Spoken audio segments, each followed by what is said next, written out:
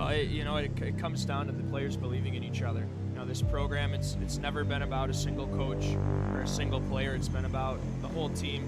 Central Michigan, the MCHC champions. It's not one individual. It's about this whole team and believing in each other and buying into your roles. This is a really bitter loss for CMU, one that they desperately needed to win. An 11-4 final in favor of Notre Dame. The third weekend out of the last four that Central Michigan has come away not having won a game. Personally, I've never been in the situation before this far low down in the rankings, but I know we can climb up to the top 16 if we just win. But with the end must come the beginning. And so tonight a new era begins as former captain Brendan Martin begins his tenure behind the bench for CMU. It's kind of a do or die moment for them, and they have to go out and play every game like it's their last, because it could be. Here's McKenzie, and on Jones, oh, what a save! Lauren Jones! 3-on-3, here we go, Nathan Bottle, to Porzonic, scores! Hat-trick, Andrew Porzonic! And tonight, they will knock off the number 2 team in the nation. Central Michigan upsets Missouri State. We can't look at any team like they're much better than us or any worse than us. Just got to go into each game expecting to have a battle and do our best to get the win. Works it up top for Baker. He's got room. Across. Scores! Sam Camilla and CMU fends off the Michigan Flint Wolverines. We're not going to back down from anyone. And really, we're just going to outwork them. Central Michigan has turned the corner. There's no excuses. You have to go and do your job and ultimately win the game.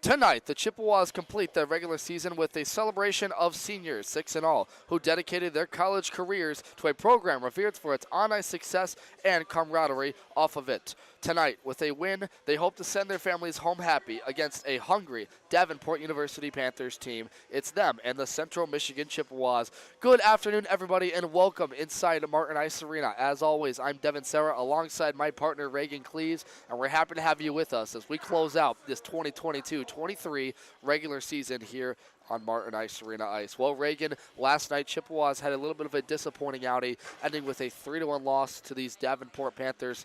After the first period, they outshot the Panthers by a large margin. They seemed stifled, not able to get any sort of scoring in the final 2 frames. Talk to me a little bit about coming back on home ice tonight. Is about a celebration. Tonight is about coming here to honor a group of seniors that have had a lot of success over the years.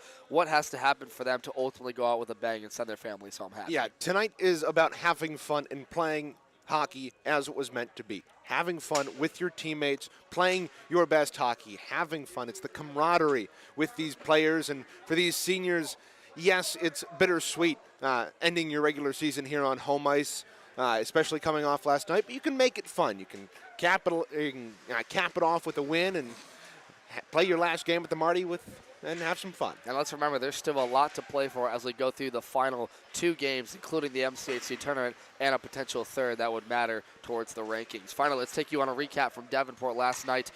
Davenport got out to an early lead after sort of a funky goal. It was a long ice chance shot from the red line by Liam Simerson. The puck bounced all the way to the goal line of Lauren Jones, where it went through his 5-hole, bounced over his stick, and was in the back of the net to put the Panthers up 1-0. And then later in that period, Ben Rychuk would have the answer for Central. On an individual effort, he took a lead pass from Brendan Clements, which led him to moving the goaltender and ultimately scoring to tie the game at 1 heading into the break.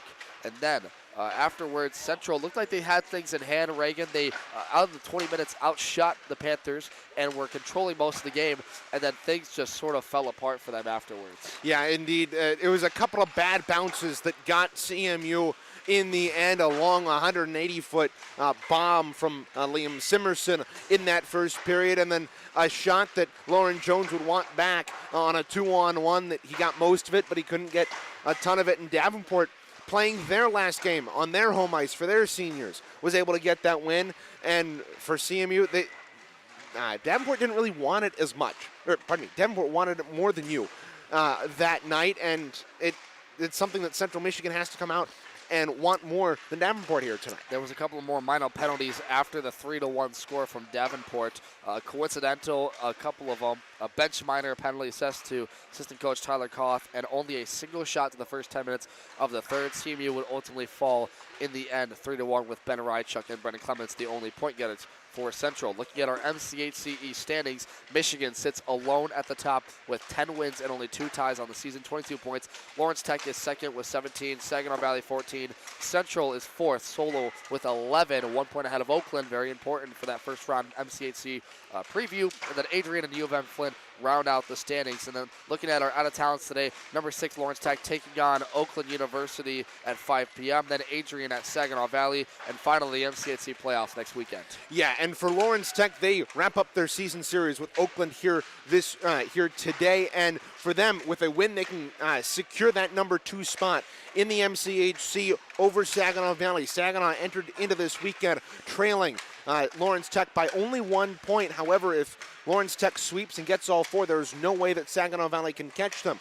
And another race to watch out for. Again, if Lawrence Tech was to win tonight in regulation, CMU would secure that 4th spot, clinch it, and they would get the home ice, or at least they would be considered the home team in that first round of the MCHC playoffs. Quickly now, look at the 2 teams today. Central with a record of 13 wins, 10 losses, 2 overtime losses, 2 ties. 30 points, 5-6-0-1 in division. Play 11 points. They're 3-5-0-2 in their last 10. A little bit of a disappointing record in that regard. They slipped ahead of Oakland in the East standings with a tie against Michigan last week. They will play Oakland in that first round matchup again. We will reassure that next week at the MCHC playoffs coming from Midland Ice Center. They're trying to reach nationals for a 4th straight year, 5 in their last 6. That's been the story. Davenport improved to 19-1-0 last night. They're on a 4-game winning streak. They lead the league in penalty minutes still. It's a big story that we covered last night. And then their biggest win this year was against number 12, Florida Gulf Coast. Yeah, and Davenport certainly has played a lot better hockey in the last 4 games, and I would credit most of that to their netminder. Thomas Greep, who played last night for Davenport, a tall, lanky netminder who's quick, and he was really what kept Davenport in that hockey game. He made multiple key saves, and his defense really crashed the net, helped him out. And he's taken over for the reins in the last 5 or so games from Barrett Rosser, who really had struggled through the bulk of their season, but with Greep taking the reins between the pipes, Davenport seems to be looking up heading into the tournament. Thanks, Reagan. Real quickly before our abbreviated pregame show, as our Reagan Cleves has to head over to the press box over there, and our PA box rather, and give a little ceremonious introduction to our seniors tonight we will be honoring. Let's take a look at the series history. Central leads this 9-3. Davenport won their first game against the Chips since September 28 of 2013, almost a decade since the team started their inaugural part of this 10-year anniversary, and then the first and last 9 contests that win was. And the last meeting was a 5-0 win at Patterson Ice Center. So, again, the series history now, a fresh slate. Davenport right now leads at 1-0 in this year. And I do think it's important to note that Central Michigan, while they do have 3 losses to Davenport in their 12-game history, they have not lost here at home against these Panthers. They are 4-0 here at home, and for them, they've always played very well on home ice against the Panthers, and hopefully they can do that tonight on senior night. Thank you, Reagan. That'll do it for our pregame show here, presented by SeaMitchIceHockey.com. We'll return after the PA and the puck drop with our players to watch and keys to the game. But stay tuned, folks, as we will be honoring our 6 graduating seniors right here on CCHN for you after warm-ups and before the puck drop. Stay with us. We'll be back with more CMU hockey here on CCHN.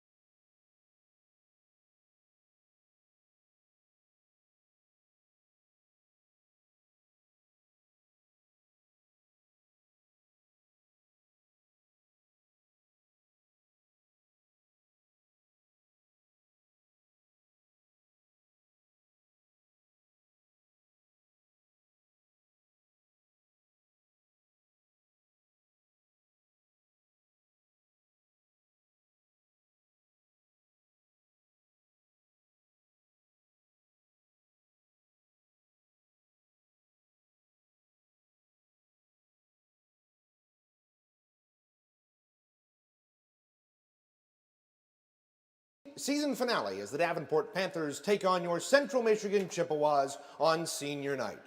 Tonight, we honor the 6 seniors who have dedicated their collegiate career to this club for the past 4+ seasons. Our first senior is our alternate captain, number 2, Ben Rychuk.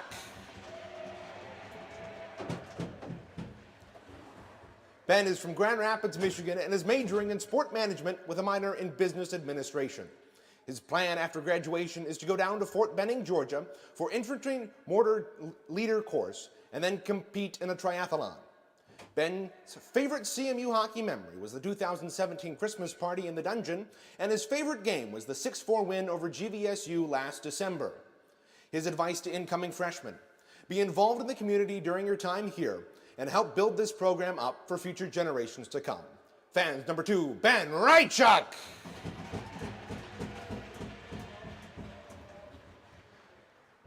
Our next senior is our captain, number 7, Charlie Hayes. Hayes is from Ada, Michigan, and is majoring in entrepreneurship. His plans after graduating are to move back to the Grand Rapids area and start a full-time job in marketing. Hayes' favorite CMU hockey memory was winning the 2020 Vezina Cup Championship and Regionals.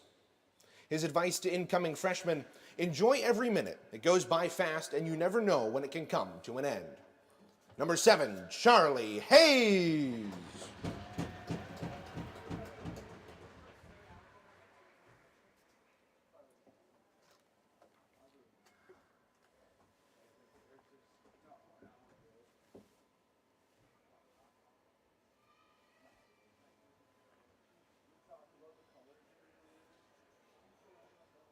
Our next senior is our captain, number 10, Keelan Baker.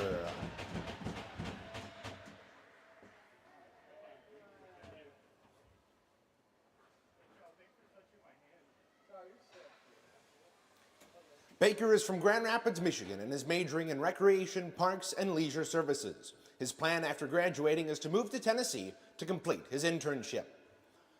Baker's favorite CMU hockey memory was the trips down to Florida. His favorite game while playing at Central was the first time Ashley came and saw him play, and he scored a hat trick. Baker's advice to incoming freshmen: work hard, don't get scored on, and hit the net.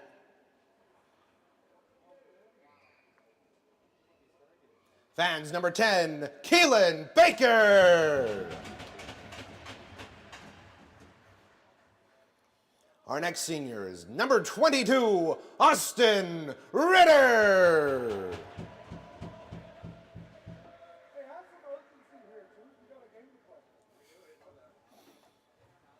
Ritter is from Alpena, Michigan, and is majoring in education. His plans after graduating are to get a job and obtain his master's degree and be successful. Ritter's favorite CMU hockey memory was beating Lawrence Tech in the MCHC playoffs last season. It was a back-and-forth game the whole time and was the most enjoyable game he's ever been a part of. Ritter's advice to incoming freshmen: don't take anything for granted, both in the game of hockey and in life. Live and play each day like it is your last. Fans number 22, Austin Ritter.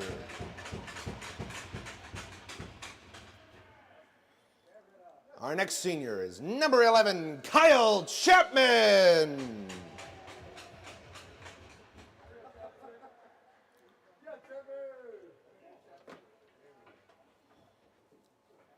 From Howell, Michigan, this senior is majoring in sport management.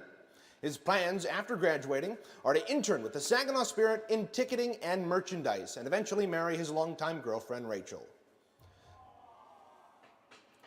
Chapman's favorite CMU hockey memory was traveling to play Florida Gulf Coast last season. His favorite game while playing for the Maroon and Gold was his first game back this season at the Ohio Showcase because of all the hard work he put into returning and the fact that he got to don the Maroon and Gold one last time. His advice to incoming freshmen: don't take anything for granted. Enjoy every moment and work hard.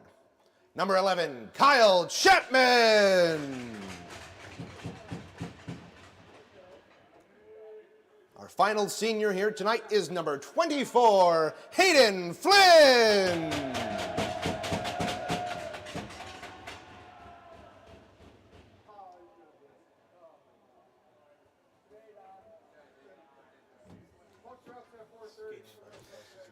Hayden is from Trenton, Michigan, and is majoring in sport management. His plans after graduating are to find a sales job with a professional sports team. Flynn's favorite CMU hockey memory was qualifying for nationals the first 3 years he was here. His favorite game while playing at Central was freshman year, beating Michigan State in overtime to clinch a spot at nationals. It was an amazing run. The team went on, and it was awesome to see everyone come together as a team. Flynn's advice to incoming freshmen: enjoy every minute of it. Really soak it in and enjoy the experience before you are done and in the real world. Number 24, Hayden Flynn.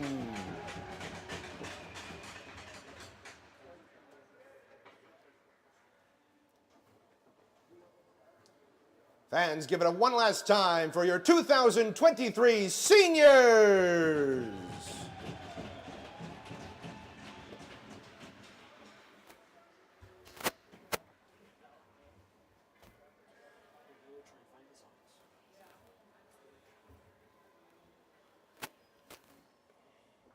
There we go.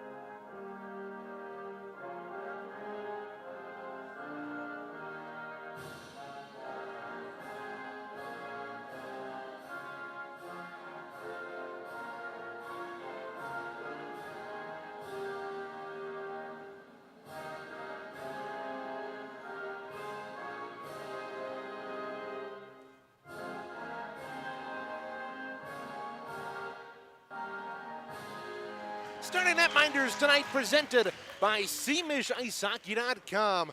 In net for Davenport, Cameron Greep, who made the start last night and made 37 saves in his 4th win of the season. He comes in with a 4-2 record. In the other end, Elijah Jones takes the pipes for Central Michigan. He's played 10 games, a 4-2-1-1 record, 2 shutouts, a 2.78 goals against average, and a .916 save percentage. Thank you, Reagan. Starting lineups presented by SeamishIceHockey.com. At defense, Hunter Tolsdorf, as well as Salvador De Domenico had an assist last night from Simerson's goals. At the 4 groups, it's Keelan Baker, number 3, number 22, Aiden Dion, and Liam Simerson, who had 2 last night. For your Central Michigan Chippewas, it's an all-senior starting lineup. At the defensive pairings, it's Kyle Chapman, as well as out there, Captain Charlie Hayes. Keelan Baker, the other captain, is at the forward group, along with Austin Ritter and Ben Rychuk, who had the lone goal for Central Michigan last night. And Reagan, how about that animated starting lineup call from Brennan Martin? We didn't get it here on CCHN, but he had a whale of a time talking about one example was he noted Ben Rychuk from Granville. The animated side. The inflections.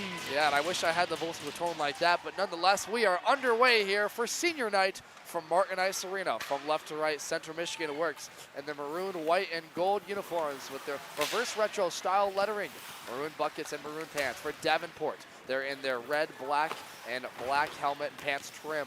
A very nice look with the Panther on the top of the lettercrest. And Central trying to defend already out of their own zone the first 30 seconds. Reagan, our players to watch tonight presented by SeamishIceHockey.com were Ben Rychuk and Christopher Martin, 2 notable seniors for this team. Ben Rychuk is currently on a 6-game point streak, and Christopher Martin playing in game 100 here tonight in a Chippewa sweater. Indeed, Martin's been a great alternate captain all year. He's got 9 points on the season, 2 goals, 7 assists. It's been a great defender on the blue line for CMU, but for Davenport, Liam Simerson and De Domenico once again. Yeah, and for Davenport, as you mentioned, Liam Simerson, who had 2 goals last night, and De Domenico, who leads this team in penalty minutes with 88, had an assist last night. There's a quick shot for Christopher Martin. That might have hit a body and skirted wide goal of the goaltender, Cameron Greep, who got his 4th win of the season last night against Central Michigan. Now, Davenport coming back the other way. Whoa, look out. Nathan Bottles almost blew a tire. Down low, backhander, just turned wide. The shot attempt came from Alex Brown, the senior. Now, back in his own end to retrieve it is Christopher Martin, one of the seniors on this team, the brother of head coach Brennan Martin from Novi, Michigan, the defenseman. He scored a penalty shot goal at SVSU as one of his last goals that he scored a couple of tries ago, or rather, excuse me, that was Nathan Bottles. But nonetheless, had a couple of points this year, albeit at odd times in the year. Now 2 goals, 9 assists, 11 points. So now Sam Camara at his own center ice zone will chip this puck deep into the zone, right behind his net, plays it. Isaac Gibbs is there to retrieve it, though. Sends a centering pass, but nobody home except the Davenport defender, Aiden Dion. And now another shot down. It's still loose in the crease, and look out. That was Isaac Gibbs trying to send a pass through the seam, and no one was there to retrieve it. Now it's still loose in the far corner. We're going to get a whistle here. I believe the net came off its moorings. Net indeed did come off What's its new? moorings. Saw it a lot last night, and a problem here. That Martin, as always, 17:46 to go here in period 1. Chippewas are head coached by Brendan Martin, interim head coach. Has started since his time taking over. He's 4-5, 1-1 in that span as a head coach, and came in after the Grand Valley series, and it's been an up and down year during his tenure, but trying to reverse fate and continue what has been a winning record season overall for these Chips, albeit coming off a 3-1 loss at Davenport. Now look out, hard into the board spills Jay Nadeau, and we're going to get a whistle, and I believe the first call of the hockey game. Penalty coming up here on Davenport. Number My 22, Aiden Dion. Interference on Dion. Instead it's going to be Isaac Gibbs off. Oh, wow. So we were both wrong. It was behind. So it must have been behind the play. So at 17:34 left in this period, Isaac Gibbs will go off. They'll send Davenport to their first power play of the game. They were unsuccessful in all of their tries last night, 2 tries last night. So Central, for the second straight game, able to kill off all penalties for power plays. And that's kind of been a rare occurrence, Reagan. We didn't talk about it too much in the pregame, but this team struggled mightily recently on the special teams. Yeah, indeed, and that struggle continued on the other side of the puck last night. CMU 0 for 5 on the man advantage. couldn't get anything going against Davenport, but for CMU, their penalty kill was solid last night. Look out with speed. Here comes Kevin Crawley over the line. Drop pass there for Salvador De Domenico, or rather that was John Leasiness. Sends it over cross ice Pede one time into the corner now. Back down low. A couple of nifty passes, and it comes free all the way to Keelan Baker, who was right on the doorstep ready to clear it home. And our starting net man tonight, Elijah Jones, he had to make his first save of the hockey game right there. For Eli, this has got to be a comeback game. You struggled against Michigan at home. You got the nod in that home game. But for him, look out as this puck goes up and into the bench, and we'll have a face-off back at neutral ice. But for Elijah Jones, this has got to be a comeback and a bounce-back game. Get some confidence going as you go on in your collegiate career. The freshman from Port Huron, Michigan, has started in 10 games this year, a record of 4 wins, 2 losses, 1 overtime loss, and a tie. He has 2 shutouts this year against Lake Superior State, Adrian, and a 2.78 goals against average, .916 save percentage. Albeit, Reagan, you're right, he's played well, other than not counting that Michigan game in which he allowed 5 unanswered and was pulled in the second period for Lauren Jones. Now here come the chips quickly the other way. Andrew Porzonik with Nathan Bottles. Stops after he was hounded off the puck by 2 Davenport forwards. He'll retreat back to Sam Camara, the steady defenseman, native of Orchard Lake St. Mary High School. Played with teammate Connor Morgan there. And so now he'll tag up with his D partner, the senior, Christopher Martin, playing in his 100th game as a Chippewa. Back up all the way down the ice goes a long saucer pass to kill off more time. 25 seconds left in Davenport's lone power play tonight. 15:54 to go in this game. Devin Serra and Reagan Cleves from this regular season finale for the Chips from Martin Ice Arena. Central, oh, look out. Elijah Jones had that glove save, but couldn't corral it for the catcher-style baseball catch, and Davenport has to go back to their own end to retrieve it now. Here is Hunter Tolsdorf taking it over. Tolsdorf full weight, sends it up his own seam for Spencer Anderson. Power play is over for Davenport, so CMU 3 for 3 on the weekend on penalty kills. There's Keelan Baker now, Central with the man out of the box trying to work with it. They turn it over quickly now. Here comes up the left wing seam. Colin Fairfield will send this one way into the zone, but it was tipped and up out of play, and one of the lucky fans outside of the glass will be able to pick it up. And a good start for CMU. You keep Davenport scoreless for the first 4 minutes and 44 seconds, which is something you couldn't do last night. And so far, it seems like CMU and Davenport playing a much better game, at least fundamentals-wise. Well, Liam Simerson had a little bit of a funky goal. It was a saucer red line chance, and it got all the way to Lauren Jones' stick, hopped over it, and threw his 5-hole in the back of the net. A very rare occurrence, and put CMU down 1-0. Ben Rocha was able to answer later. But you're right, Reagan. Point is, he played a lot better these first 5 minutes, already gone here from Martin Ice Arena. Now here's Owen Campbell taking a tip pass there from Connor Morgan. Leads it up the wing there for Keelan Baker, but he fell down to the ice. Tyler Blackburn there was there to haul him. He'll stop on a dime, turn it over there to Anderson. He'll turn it up the wing now through center for Austin Ritter. Takes it over the blue line. Now here's Connor Morgan trying to make a couple too many nifty moves. Lost his edge and has to go off retreat for a change. This is the final game of the regular season for both of these teams. Central with a record this year of 13 wins, 10 losses, 2 ties, and 2 overtime losses. Had a good start to the year. They won their first 5, and then, as you remember, Reagan, they went 2-4-1 in the midseason span. Had a Miami showcase where they took down the number 2 team, Missouri State, took down Nebraska. One-timer chance there right in the slot area from Aiden Dion. That one missed the net wide. But they've kind of had an up-and-down roller coaster year to get to the regular season finale. Yeah, Chippewas were lucky on that play, Devin, because Dion was wide open in the slot. If he had maybe hesitated with that a little bit more, he gets a better shot off and is maybe able to sneak that past Elijah Jones. Here's Keelan Baker taking it back for the Davenport Panthers. Through center to Liam Simerson, their leading goal scorer this year. Through 19 games played, 16 goals, 6 assists, 22 points. 2 of those he picked up last night in the 3-1 win over Central Michigan. He is one of our players to watch. Now in the far corner, here come the Chips into the attacking zone, albeit on a retreat. And Davenport regains possession. Up the wing, here's Colin Fairfield, hounded off the puck by the other 19, Isaac Gibbs. He'll dump this one back into the O-zone. Jay Nadu picks it up, tried to center a feed, and that one was tipped away by Hunter Tolsdorf. Now to the far corner. Andrew Miller rather, down low to Isaac Gibbs, trying to send it to Nadu, couldn't find it in his wickets. Back up top for Kamara. Kamara takes a clapper, that one tipped in front. It's loose in the right post area behind the net, send in front for Andrew Miller, and that one was tipped away. Good defensive awareness by the assistant captain, Kevin Crawley, for the Panthers. Good zone chance there for CMU. They were able to control the puck and get a couple of good opportunities on great. Oh boy, a rebound skirted wide there on the doorstep was Andrew Miller. Couldn't find it from Jay Nadu's attempt.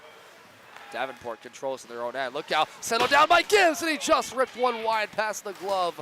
Boy, that was a dangerous turnover there. Central trying to find their footing in their offensive attack again.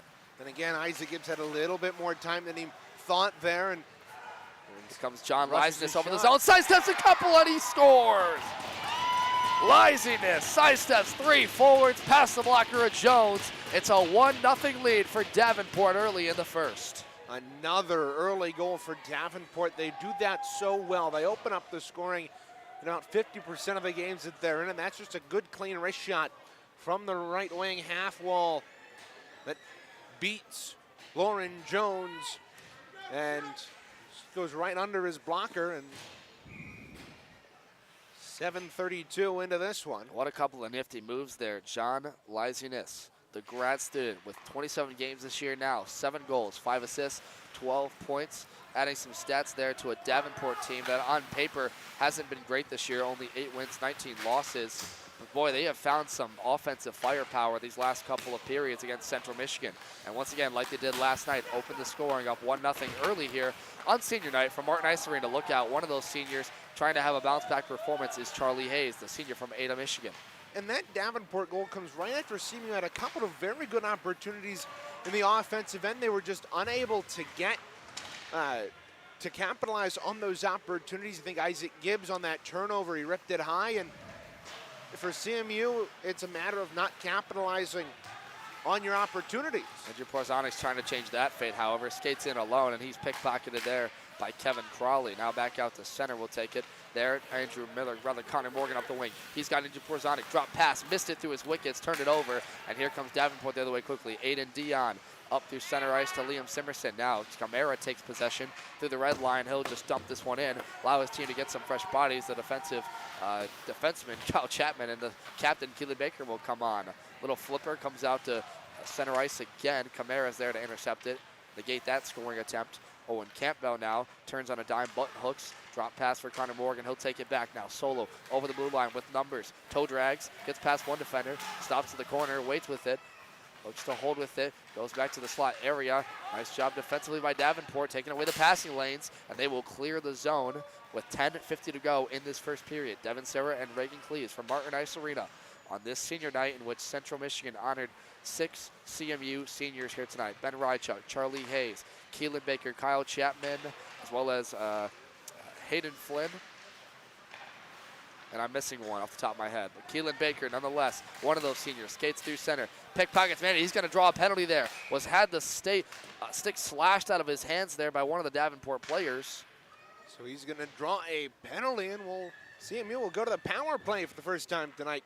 9:34 gone here in the opening period. Fans, don't forget that the CMU Club Hockey Network YouTube channel is your one-stop shop for highly exclusive interviews and full game broadcasts for CMU men's D3 and women's D2 hockey. Make sure to subscribe and turn on notifications so as never to miss a moment of Chippewa hockey. Just go to YouTube and search CMU Club Hockey Network to find the channel. CCHN, your home for Chippewa hockey. Sorry, Reagan, thank you. Tyler Blackburn, the defenseman senior, was the guilty party for Davenport, so Central, if they couldn't capitalize on the power play last night, will look to do so in this game.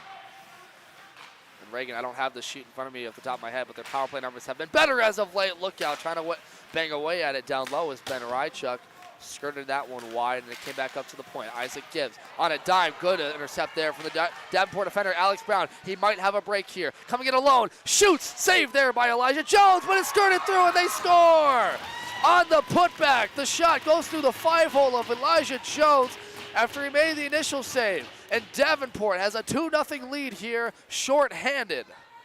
And that's a rebound that I believe might go off of a CMU defender. We'll see if we can get a better look at it here, but it's a great play at the defensive blue line there by the Davenport Spencer Anderson, and he puts Davenport up just just about halfway through this hockey game.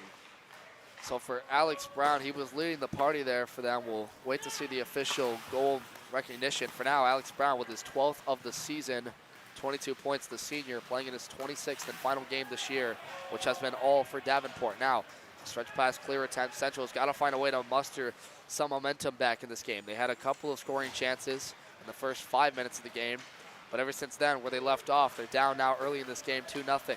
Now Davenport in their own zone turns on a dime there. That's Kevin Crowley going up against Nathan Bottles. They're still in the power play and can't get a shot on as Davenport once again clears the zone, and Elijah Jones has to corral it. 54 seconds left in that first CMU power play of the night. Here's Sam Camara up the wing to the senior, Charlie Hayes.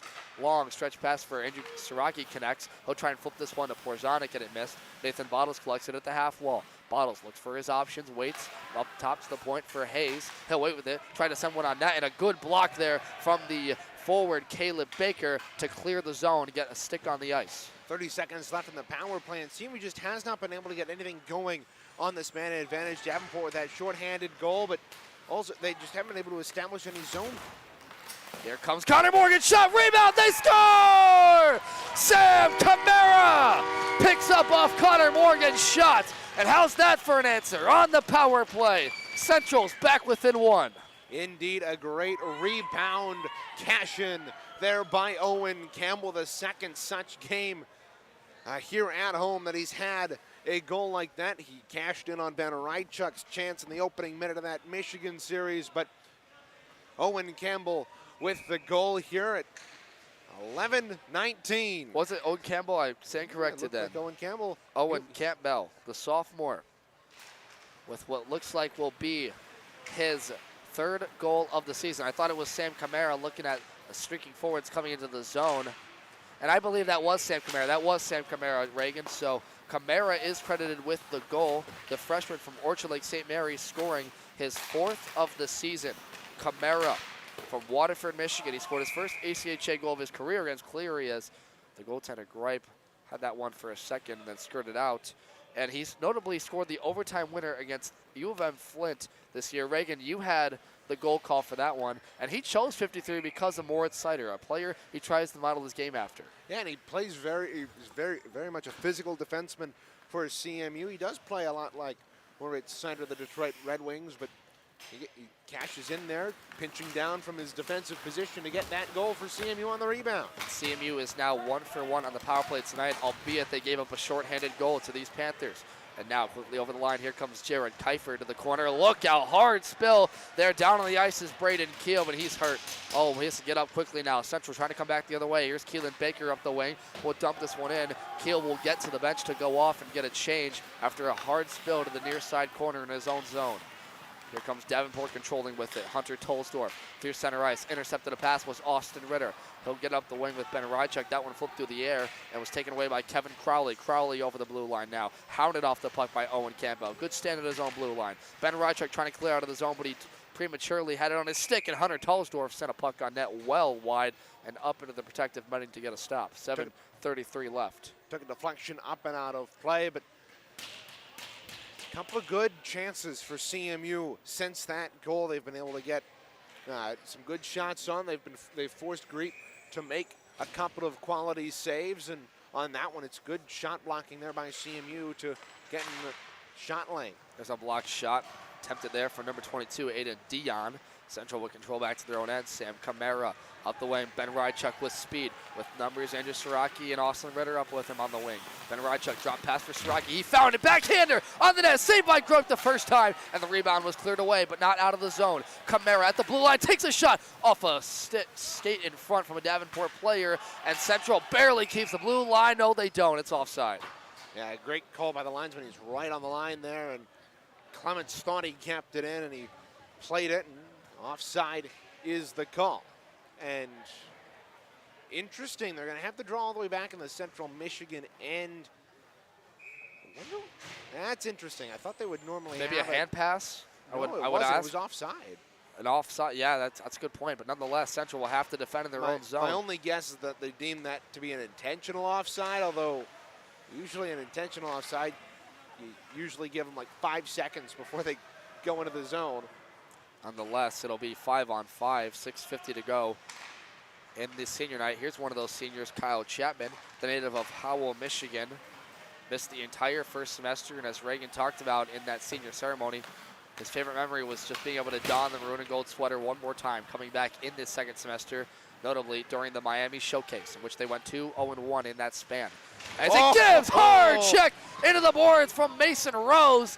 That'll get the crowd going. Gibbs gets the physicality department going against Davenport. Look out, a fan shot attempt there from John Liziness, the only goal scorer, or rather the first goal scorer for Davenport tonight. A flip attempt, that'll just be cleared from the red line. Kyle Chapman will pick it up. We just mentioned stretch pass, hits Isaac Gibbs. He's on the right way, shoots, saved first time, and the rebound's loose. And Isaac Gibbs took a hard spill into the right post. And there's going to be some commotion after that. He initially fell on the shot, was trying to pick up the rebound past Gripe, and then stumbled over himself into the net face first. Thank goodness for that cage on his mask. He'll be all right, skid off to the bench. No worse for wear, 6:06 left. Central trying to answer after they went down 2-0 in this first period. And an answer from Ben Rydchuk on the power play, or Sam Kamara on the power play from Connor Morgan's shot. So a nice scoring chance there, and you'd like to see Isaac Gibbs get a scoring chance like that. The sophomore from Novi has kind of cooled off since he came back from injury against Saginaw earlier this season. But he has had a good impact on this game. That hit over in the corner, especially in the last minute, and then that scoring chance. That may prove a spark to get CMU going in this hockey game. Look at that. They're moving a lot faster from the O-zone. Nathan Bottle's trying to corral it, but good zone work there by the Davenport Panthers to get it out.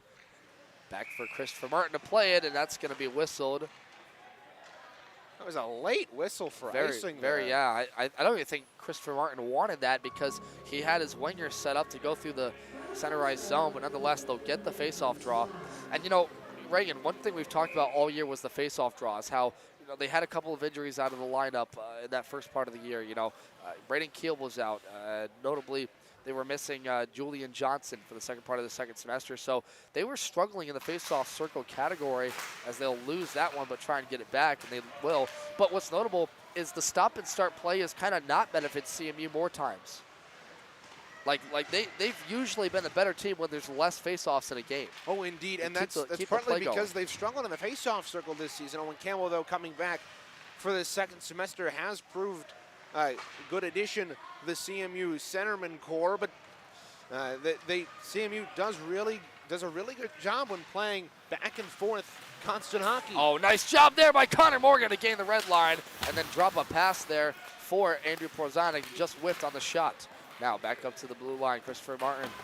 Dump it into the O's. Trapezoid, hard hip check there from Connor Morgan to number 23, Tyler Blackburn. Boy, you can see Central taking the physicality. Maybe that was part of their game plan, Reagan, was to get more involved physical, and I think they're going to send both of them off here. I think it's just going to be Connor Morgan, actually, so CMU back for the on elbow. The penalty kill. I called it as a hip check, but it was more like a shoulder into the blade, but they'll call the elbowing on Connor Morgan, so it's going to send Davenport to a power play with 5:04 left in this first period.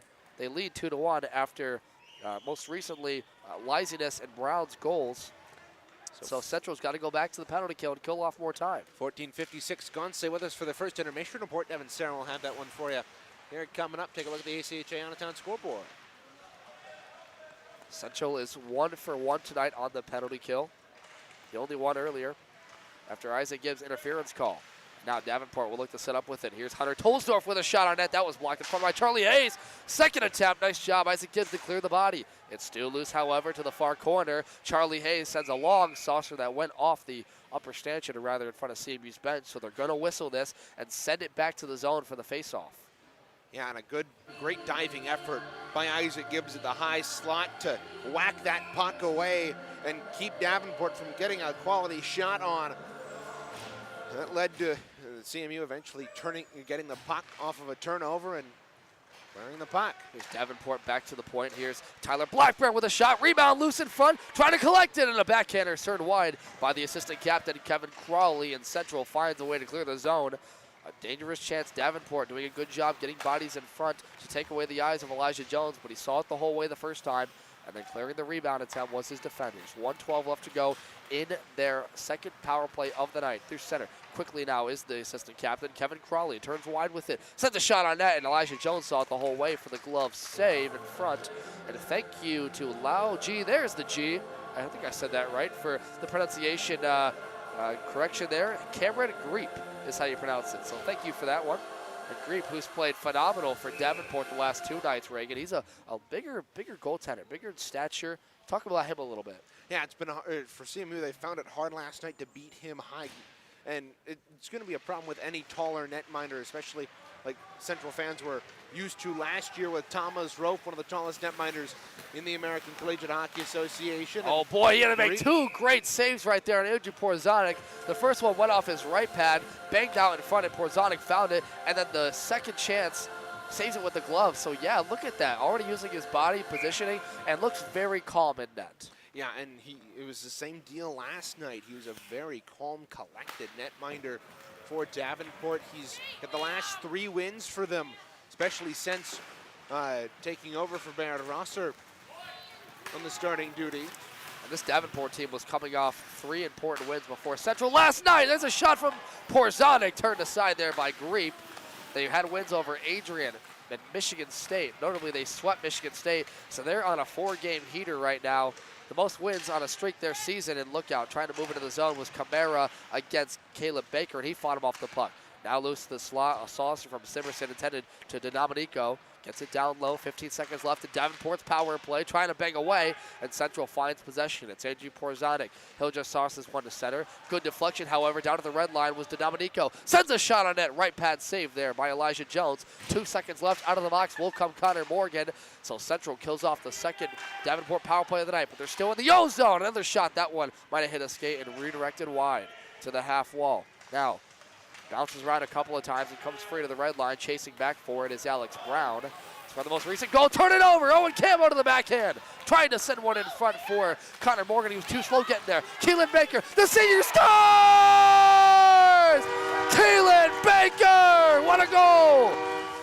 Point blank in the slot, past Greep, and it's a tie hockey game with 2:41 left. What an effort by Owen Campbell, Connor Morgan, and Keelan Baker in the offensive end. They turn the puck out. They force a turnover twice, and eventually Baker's able to dipsy-doodle into the slot and slip it past Greep and make it a 2-2 hockey game. CMU right back in it.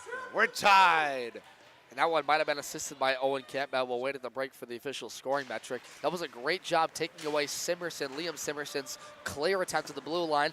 Intercepted it, moved into the slot area, and shot it past the blocker side. And what better player than the captain from Grand Rapids, Michigan, to notch now his 9th goal of the season. 3-4 assists for 13 points as Davenport's trying to answer quickly off the momentum that Central has gained. A tie hockey game here for Martin Ice Arena on senior night. Devin Serra alongside Reagan Cleaves for the regular season finale for both of these teams. Central still looking at the national tournament hopes with the number 17 ranking. Remember, folks, top 16 get in to go to nationals. And the road to Boston is a tricky one. Doesn't always go the way you want. In this regular season finale, every point will matter for this CMU team heading into the tournament. Look out, a breakaway chance here. Shoots on net, off the post!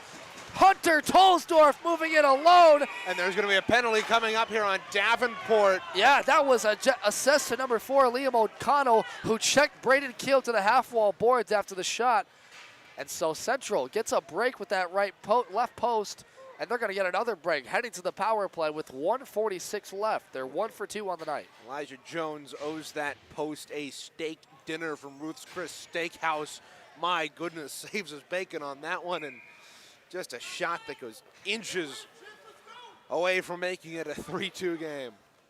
Boy, Davenport, talk about a shift in momentum, right? They looked like they were corralling most of the possession for the first 7 minutes. And then Central's able to answer back with 2 quick goals coming from Sam Camara and now Keelan Baker. And look out, we're going to get something coming up here. It's going to be a cross-checking penalty. And was it assessed to Charlie Hayes? On Andrew Siraki here. So that negates the Chippewa power play. This has been an issue for CMU this year. When they've been up on the man advantage, they've had a couple of times either being a coincidental after the whistles or causing a penalty on their power play. And I think that was ill-advised by Siraki, just trying to finish his check. And nonetheless, so it'll cost 4-on-4 for the next minute and 55. That'll be the remainder of the period, minus any other penalties. 1:40 left in this second period. Some open ice to work with. Let's see what Central will muster out. They've got the top group out there. And that top group's going to work. Andrew Porzanic picks up his own rebound, scores! Porzanic, first shot didn't go, and then he backhanded it home. Porzanic puts the Chips in the lead, 3-2. What tenacious forecheck by Andrew Porzanic. The Panthers fan on a pass on their own left wing half wall. It creeps into the left wing circle. Porzanic picks it up. He's denied by the Iron first chance, and then he gets the rebound and puts it home. CMU on 3 unanswered goals is up by 1. Andrew Porzanic, the junior from Macomb, Michigan, scoring now his 23rd goal of the year. 40 points on the year reaches the mark for him, and he has been the leading scorer for this team on the top line with Nathan Bottles and Hayden Flynn, and he capitalizes right there. Not a better time to put his team for Central's first lead of the hockey game and their first lead of this weekend series, Reagan. Indeed, and for Andrew Porzanic, that's goal number 51. He scored his 50th back on Friday at Michigan a week ago, so a milestone moment for him. There's a quick save there by the glove from Hunter Tolsdorf. Elijah Jones picking that one up. And, Porzanic's favorite hockey memory this year, if you had to pick one, there's so many to pick from. Guess what he chose? Remember that U of M Flint call that I mentioned for you? Lauren Jones getting the shutout against Flint last year was his favorite CMU memory. Yeah. And an interesting one after Lauren Jones has played exceptional this year in games where sometimes it has gone well for him and sometimes not. Finds the other goaltender, Elijah Jones, playing solid to the latter half of this first period. Central trying to answer once again. Isaac Gibbs on an alone attempt there. Picked up his own rebound. Got it back to the point for Charlie Hayes. Clapper saved. Rebound again. And trying to shuffle board at home was Jay Nadeau on the backhand and didn't go. Good couple of saves there. Cameron Griep trying to contain his composure after Central has scored the last 3 unanswered to the slot. Jay Nadeau drop pass. Camara shot. Nice block. Double time working there was Jared Kiefer on the attempt. Davenport will clear the zone with 10 seconds left. 4-on-4 will carry over into the second period. Sam Camara, or rather Brandon Clements, one last attempt from the blue line. Rebound loose, Owen Campbell, and he just missed it wide. Oh my, what a final 5 minutes for Central as they are able to score 2 goals from Keelan Baker and Andrew Porzanic to put themselves in the lead 3-2. We'll talk about it in the first intermission report. Stay with us on Senior Night. You're watching CMU Hockey on CCHN.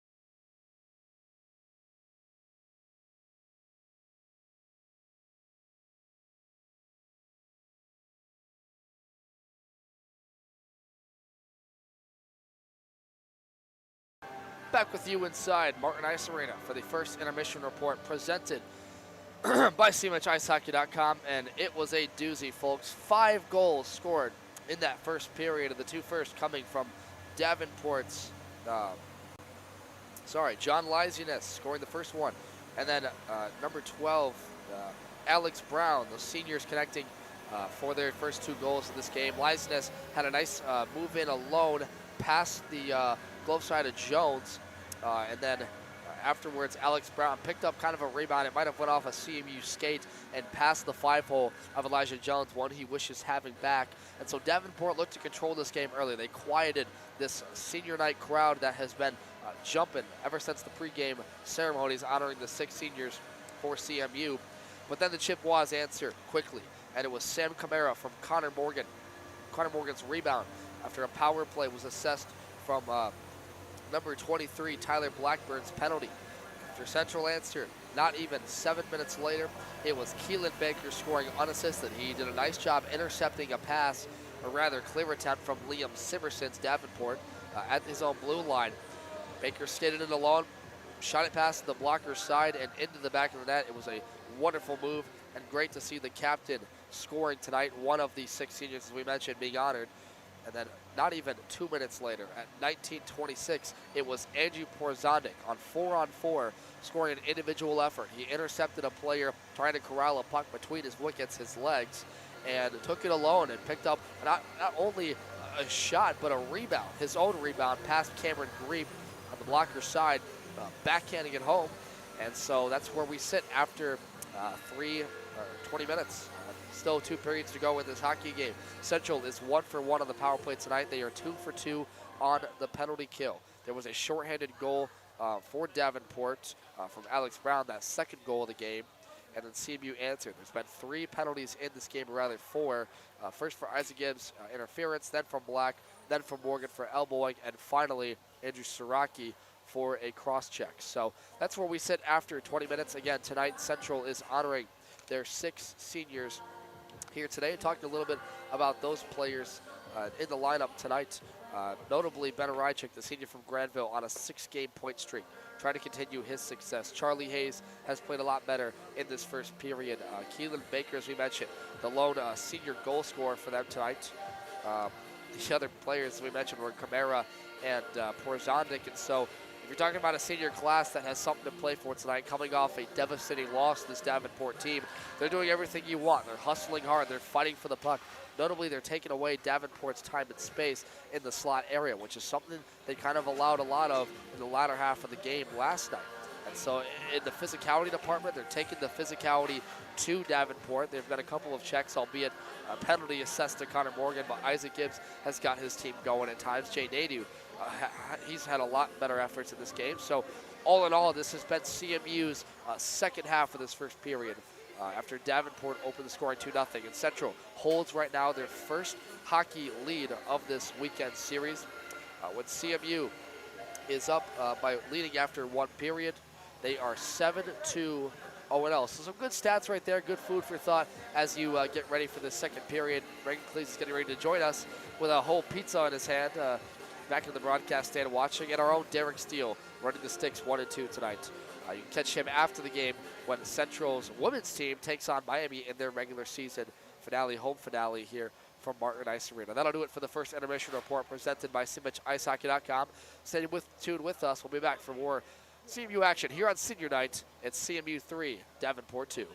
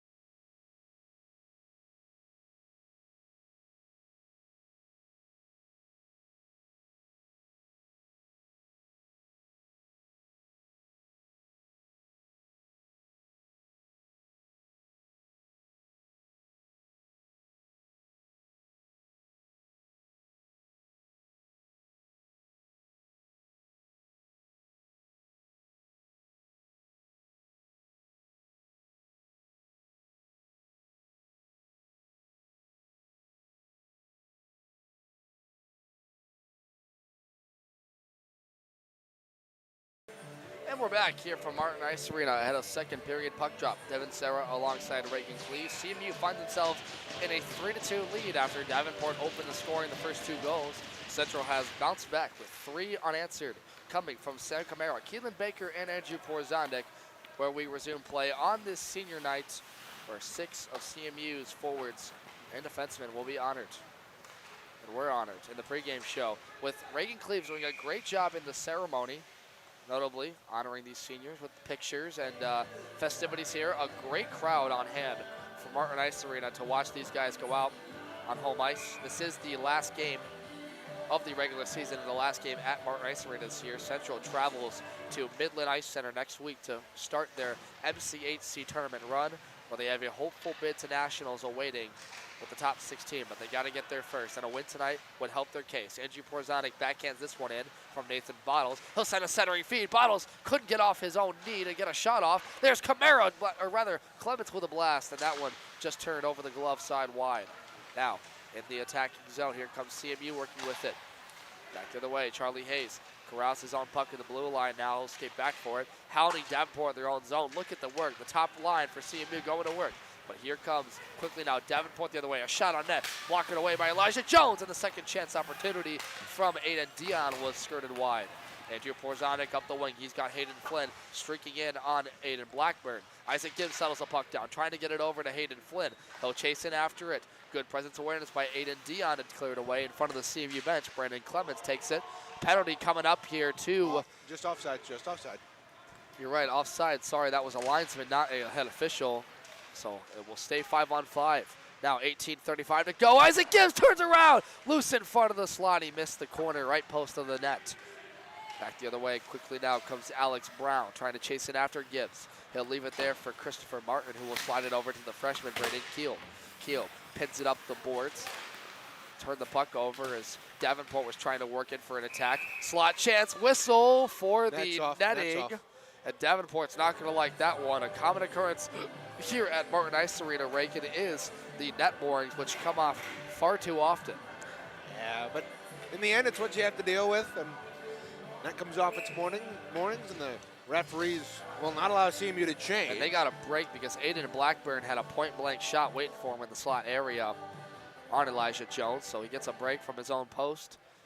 Gibbs to dig in for the draw against John Liziness, who opened the scoring of this game for Davenport at 8-19.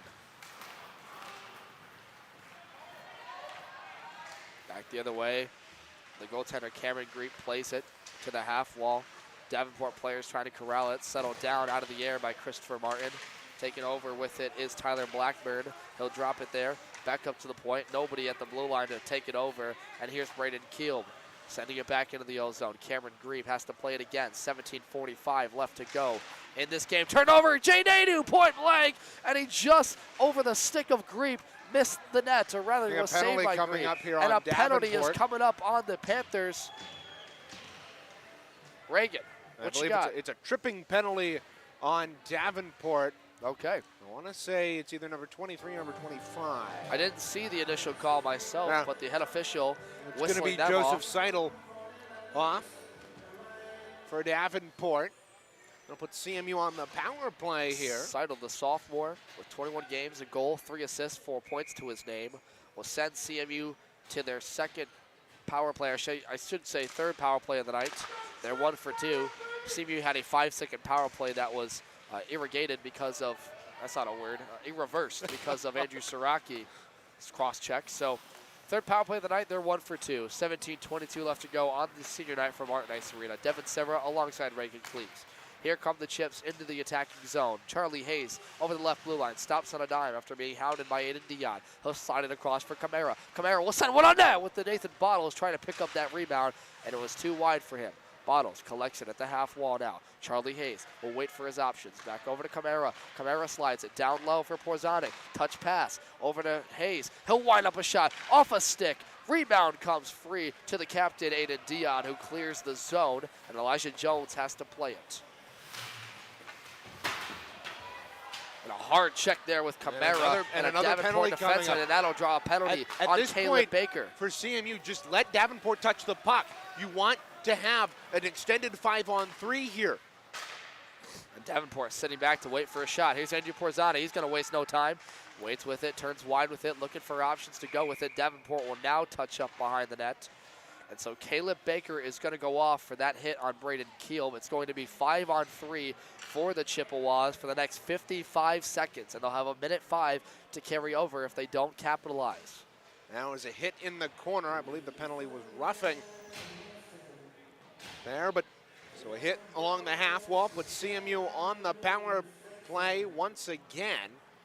Make it a 5-on-3 for the next 55 seconds before Seidel's freed. And we haven't seen CMU with a 5-on-3 since that first Michigan game, which they couldn't capitalize on. So they'll have Janey out there to take the draw, and he was a little bit too jumpy there on the gun. So they're going to do this face-off once again.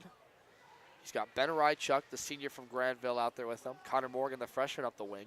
And then at defense, it'll be Christopher Martin. And how about Isaac Gibbs? So 4 forwards here for CMU to work with.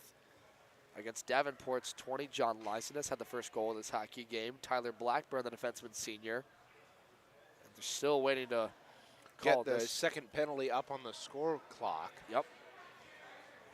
And the third defenseman for them will be number 11, Hunter Tolsdorf. So 5-on-3 for CMU to work with. They'll wait for the scoring table. There is a couple of newer players working up the PA box. They've done a solid job so far, but now they get it right. So, but 2 minutes on the board for. But CMU does have 4 minutes or 4 seconds run off their first power play. Here come the Chips on the 5-on-3 power play. Isaac Gibbs winds up a shot, scores! Isaac Gibbs, the sophomore from Novi, wastes no time. Central leads 4-2. The fourth unanswered goal by CMU, this time on the power play. Their second of the night. On the power play, they are now 2 for 4, with the fifth one still on the board. 3:45 into the second. What a wicked shot by Isaac Gibbs from the right wing circle. It's the sophomore's 14th goal of the season. Way to get active, buddy. He's had a great game so far. He's had a couple of nice scoring chances in that first period, which didn't go, and then he was getting physical. Had a nice hit on a Davenport player in front of his own bench and got his players fired up, and that really set the tone. And since then, CMU has scored 4 unanswered goals, 2 of those on the power play. And so, barring our official metrics, Reagan, I believe that puts them at 2 for 4 on the night. Yes, at the moment, it's 2 for 3. Alrighty, so 2 for 3, They're a on their power fourth. play goal to Isaac Gibbs. Sam Camara had the first power play goal for CMU tonight. Here comes Davenport the other way, still shorthanded, as the numbers are still on the board, but it's only Alex Brown in the box. 5-on-4, Central working against Davenport, trying to get deep into the zone. Here comes Jay Nadeau to take it in, and Cameron Grebe, my goodness, almost took out the legs of Nadeau, who sprawled into the inboards. Isaac Gibbs up the wall, plays it down low there. A battle for it is won by Tyler Blackburn for the Panthers against Jay Nadeau. Flipped up the wall by Christopher Martin into the zone again. Connor Morgan sidesteps his man. They'll fight for it once again in the trapezoid. Connor Morgan waits with it, trying to get free. He's boarded. That's going to be a call, and Morgan is down on the ice. That was a difficult hit. Working against Morgan was Davenport's number 25. That's Kevin Crawley, and he's going to go to the box and sit. So Central, with 55 seconds exactly to Alex Brown's penalty, just like it started earlier, Central will go back to a 5-on-3. So it's a boarding penalty, and it might be coincidentals on Rychuk and Liziness. Stuff still happening behind the play. So Rychuk and now Nadeau. Both of them are going to sit. Okay. We must have missed something here in this broadcast, Dan. There must have been a little bit more after the play. We'll wait and see. I think they were answering the call from Crawley's hit board on Connor Morgan, and then they came in to help him out, shoved the player to the glass. There was another player that came in. Reagan, let's see what we got. So down on the ice, Morgan works with it to the corner, and then he gets hip checked, or elbowed rather, cross checked. And then, yep. Okay, so Rychuk hauled down his man behind the play. So, but I'm still confused at what Nadeau's getting the penalty for. And I think Brendan Martin's wondering the same thing. And Rychuk's not really happy about it. Of course not. It's a penalty on his team, but that's going to put a lot. Boy, we got a lot to decipher here. Jay Nadeau's up in the box for 2 minutes. So is Ben Rychuk. Caleb Baker is still up there for as well as Crowley. Borden calling Crowley. So we could see,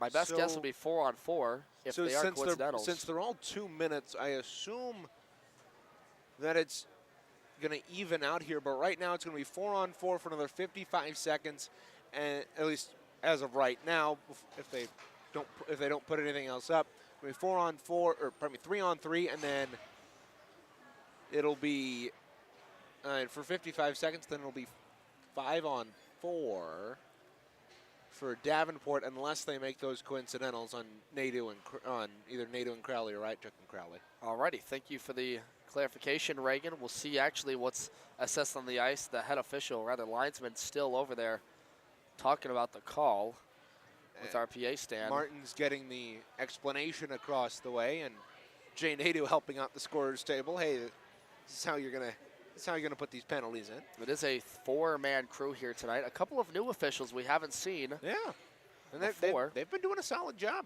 I would say so here as well. tonight. Fair both ways. Yeah. Very down the middle, and it's good to see from, if you've been following us on CCHN this year, there's been a couple of games this year where there's been controversial calls. Won't say why or how, but nonetheless, it's been a story here at Martin Ice Arena for the Chips, and they've been able to call us pretty solid games. So let's see what they put up on the board here. They're going to take the numbers off for now, try and reset them. So it should be 55 seconds. Then I believe it's going to be 2s for Ben Rychuk. Unless he might be getting a 10. I'm not sure. Boy, would that be a backbreaker. Remember, he got a 10 against Michigan last week in the 6-3 loss at home. So right now, it's 5-on-4 for CMU, so it looks like their power play is going to continue. 55 seconds they'll have with it. so my guess is they're all offsetting, and Rychuk or Nadeau must have gotten a misconduct. Alrighty, there you go. Charlie Hayes, nonetheless, on a power play, still for CMU, trying to work in the O-zone. Slides across to Porzanic. He gets back to his feet. Shot attempt was well blocked by Salvador Dominico, right on the chest protector and grabbing his jersey.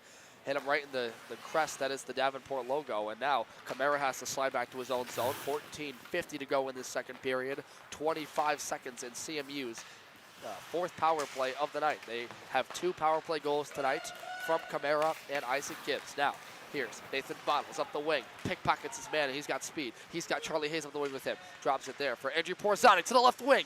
Waits the sharp angle in the trapezoid, trying to go back up top for Camara. Time and space, shot on net, saved there by Cameron Greep, and no rebound comes. 2 seconds left in the power play, and Caleb Baker will hop over the boards to get ready to come on. 14:25 left. Yeah, good cycle and a good zone entry there for CMU in the offensive end on the power play. And getting a good shot off there. And that was a solid pass from Porzanic. Yeah. They had 2 Davenport players ready to intercept that pass, and it got through both of them. So now 5-on-5. CMU's power play will end. Caleb Baker will come out of the box and head off for a change now, and Alex Brown will replace him. Central trying to reverse field to get the puck possession back. Braden Keel gets his man knocked off by Jared Kiefer. Has to slide it back for Christopher Martin. Sends it up there for Morgan. They fight for it over the blue line. He's got Caleb Baker. Tries to toe drag a player. Good hip check there by Tyler Blackburn to knock him off the puck. It comes free. Owen Campbell trying to make one too many moves. And Greep saw it the whole way for the whistle. And a little bit of a shoving match between the freshman and the defenseman Hunter Tolsdorf in front. And it's time to take a trip back in time for this date in Chippewas history. Back in 2017, after a 2-goal comeback victory the night before, CMU was bounced in the second round of the MCHC playoffs with the Oakland Golden Grizzlies 8-4 at Crystal Fieldhouse. Oakland found the back of the net 3 times before Central could get on the board and would not look back. Michael Ryan had a 6-point night for Oakland, scoring twice and gathering assists on 4 goals in that Oakland victory. That is your day in Chippewas history. Linesman was talking to Ben Rychuk still about that penalty assessed earlier, the offsetting penalties. And I think he's really just asking what it was about, knowing Benny's probably not giving it to the ref. He's probably just asking about it. There's a wind up there from Austin Ritter right off the face-off draw. Greep looked behind him. Greep's had a great last 2 games for Davenport, albeit giving up 4 in this one. He looked shaky the latter half of that first period and then has settled down as of late. Not allowing a couple of rebounds, but a solid attempt there by Austin Ritter, the senior from Alpena, Michigan. on senior night. One of the 6 seniors honored. He's already surpassed career high numbers in points, and only a quarter way through the season. That was earlier this year. And he complements a great senior leadership core. This is going to be icing here against Central Michigan. 13:28 to go. Devin Serra alongside Reagan Cleaves, my broadcast partner. Reagan, it's been a little bit of a, at first it was an all Davenport contest, and then Central, the last 4 unanswered.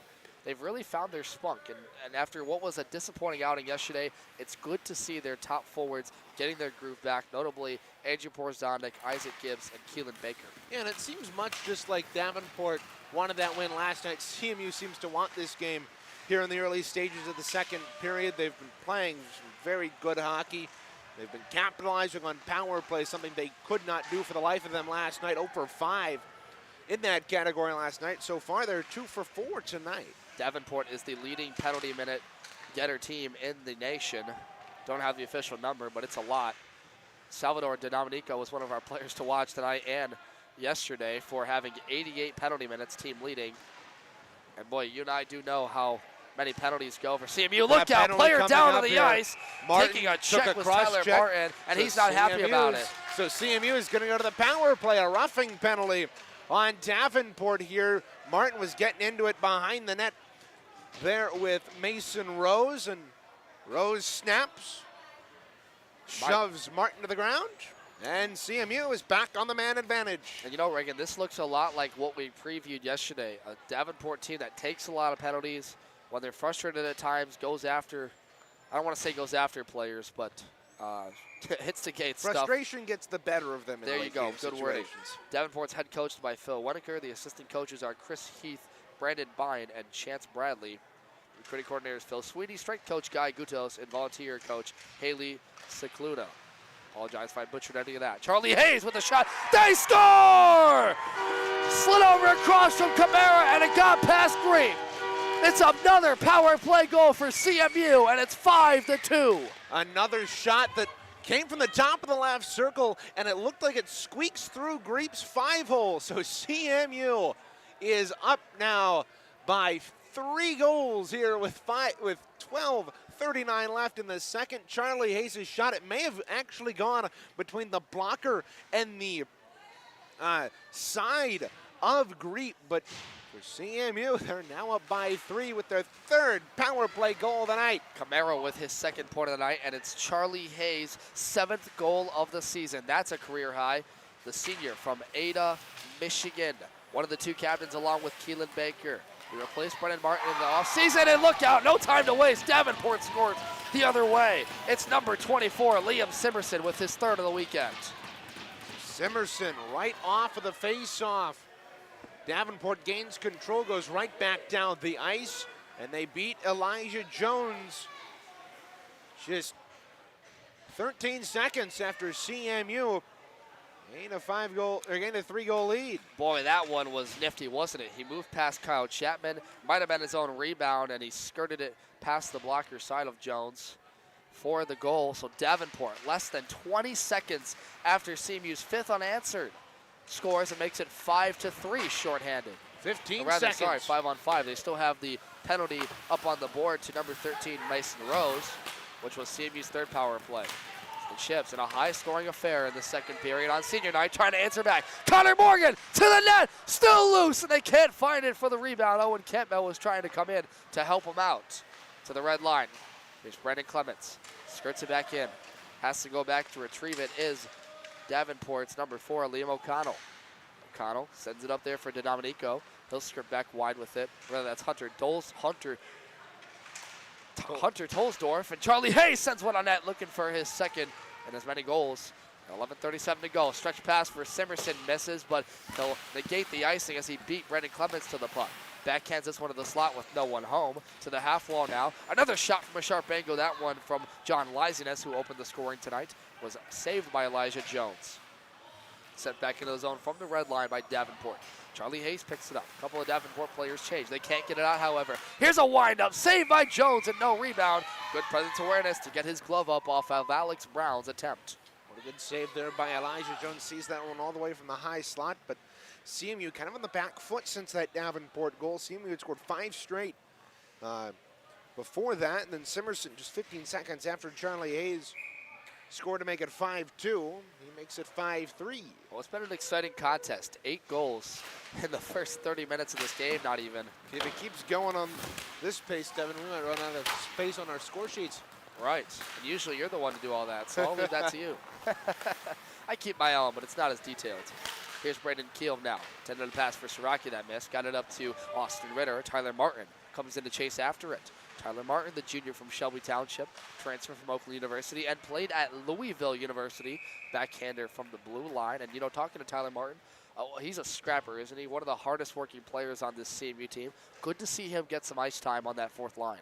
Yeah, indeed. It's good to see him. And he drew that penalty that led to that power play goal for CMU for Charlie Hayes. And so it's good to see Tyler Martin get some more minutes here in the later half of this season. He's played very well, generated some chances, and been a very physical player for CMU. Davenport won the draw, but immediately turned it over. Nathan Bottles to Porzonik, tried to get a shot on net, was hounded off by the assistant captain, Kevin Crowley, block. And now sends it, tries to send one in front to the trapezoid. He waits with it, actually. Turns corner, seeds it back there for Keel. He'll slip it to Hayden Flynn. Kept it in the zone, however, barely, but Davenport's able to possess it, turn it over immediately, and Porzonik was there. Back and forth play from these two teams, which has ramped up the pace in the last 5 minutes. A couple of goals scored by CMU on the power play, and then Davenport's most recent one from Liam Simerson with 3 on the weekend.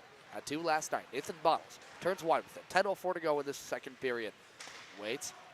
Uses inside position against Crowley. Leaves it there for Keel, but a shot well wide. He was looking back for to the point, Porzonik trying on to be the back kept door. in by Christopher Martin, and he will. Sorry, Reagan. Braden Keel now at the half wall. Takes a check, sends it on net, and Nathan Bottles tries to collect it. Turning it over is Jay Nadeau. Good pressure by the CMU Chippewas right here. Yeah, some great offensive pressure here for CMU. They're getting the pucks. They're keeping pucks in the zone, and they're applying pressure on this Davenport defense for really the first time this entire weekend. Look out the other way. Kevin Crowley mishandled the puck, left it there, tried to soccer move it out of Siraki's clear attempt, and Kyle Chapman sidesteps a good move by the senior defenseman. Now he'll turn wide with it to the trapezoid, waiting to go in front. He gets it to Morgan, or rather Miller, but it was just too late, as right there to block away with the skate was Joseph Seidel. Here's at the top, Camara shot. That one blocked by Seidel again. 2 great blocks there from the sophomore defenseman for Davenport. Now the other way, here they come on the backdoor shot, saved by Elijah Jones from Liam Simerson's attempt, looking for his second. Isaac gives the other way, turns wide, shot on net. That one turned wide from the left post, kept in the zone.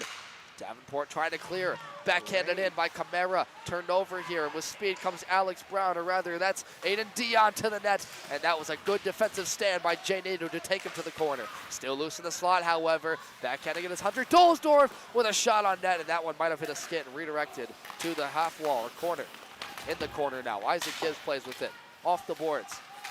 Tries to send it on net. Elijah Jones doesn't know where it is. He does now. Back up to the point here, Hunter Tolsdorf. The defenseman grad student takes it over. He's played there by Camara and Nadeau, who helps him out. Isaac Gibbs tries to clear the zone, and he will. And this one will slide all the way to the trapezoid. No, it will not. So the icing was waved off anyway. The puck was deflected. Through center. Caleb Baker takes it, drops it there for Aiden Dion. Dion over the blue line. Owen Campbell defends him in a backhander, easily saved by Jones. That was going to be wide anyway. Flurry of activity here in period number 2. Back and forth action. It's been quite a bit of fun here at Martin Ice Arena. But this is a reminder that the broadcast of today's game is a copyrighted presentation of the American Collegiate Hockey Association, the CMU Club Hockey Network, MAC TV, and Mohawk Television. No reproduction, retransmission, or other distributions of the descriptions or accounts of this game may take place without the express written consent of the ACHA, CCHN, MAC TV, and MHTV. Keelan Baker, what a race for a puck, and somehow got it in front for Morgan. Another shot attempt from Hayes, and that one's finally settled down by Griep. What speed by Keelan Baker. Gets inside positioning at the wall, finds the puck, mishandles it, and then finds it at that corner, gets it up to Morgan for a backhander. That's saved by Griep once, and then Charlie Hayes twice. Yeah, a great hustle by Keelan Baker that allows CMU to set up in the zone. Yeah, they don't get a scoring chance, or yeah, they don't get a score out of it, but they got an opportunity. Oh, look out! Here. That one was down on the ice as Griep tried to make the glove save, and it popped out of his glove and was loose in front, but Davenport the other way gets out of the zone. In the red line, Owen Campbell tried to turn face and lost it. Here he comes now the other way. 1-on-1, actually 2-on-1 develops for CMU if they hustle. Owen Campbell, shot, scores! Toe drag swag. How do you do, Owen Campbell? It's 6-3 CMU. A wicked wrist shot from the right wing circle on the offensive rush for CMU. It beats Greep over the blocker. And Owen Campbell, he is back on the score sheet. He has been pretty good in his return. That's only his third goal of the year, but he has played very well since returning in the second semester, and he shows it right there. The sophomore from Jackson, Michigan. Scoring his third, as Reagan mentioned, and you know, we've been waiting for him to show off his swagger, his scoring ability. How about the toe drag to move past the defender and snipe it past Cameron Greep to put CMU at a 6-3 advantage. This one has been high scoring, folks. 7:15 to go in the second period. We've had a lot of stoppages, mainly due to coincidentals to both teams, and then a lot of face-offs.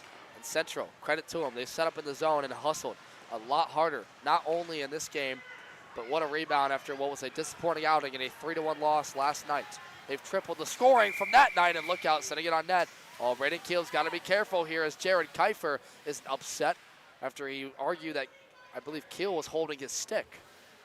I mean, if you're going to argue about that, you can argue about Andrew Siraki getting hauled down to the blue line, trying to come out of the zone, but I mean, for CMU, I think that nothing wrong with that play from either end. Davenport's crashing the net. You don't touch the goaltender. Shouldn't draw any crowd. So we'll have another draw here. Nathan Bottles against Kevin Crowley.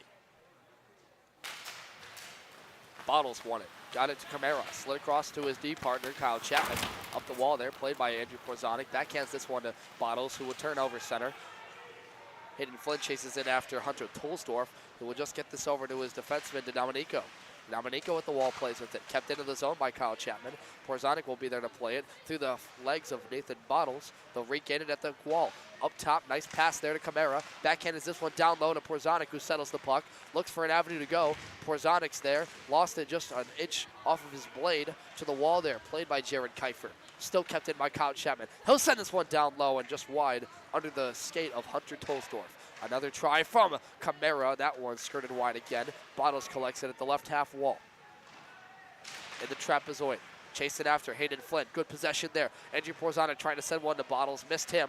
Back up top for Camara. Camara tips a shot. That one's collected by Bottles. Point blank. And that one he just turned over the left post.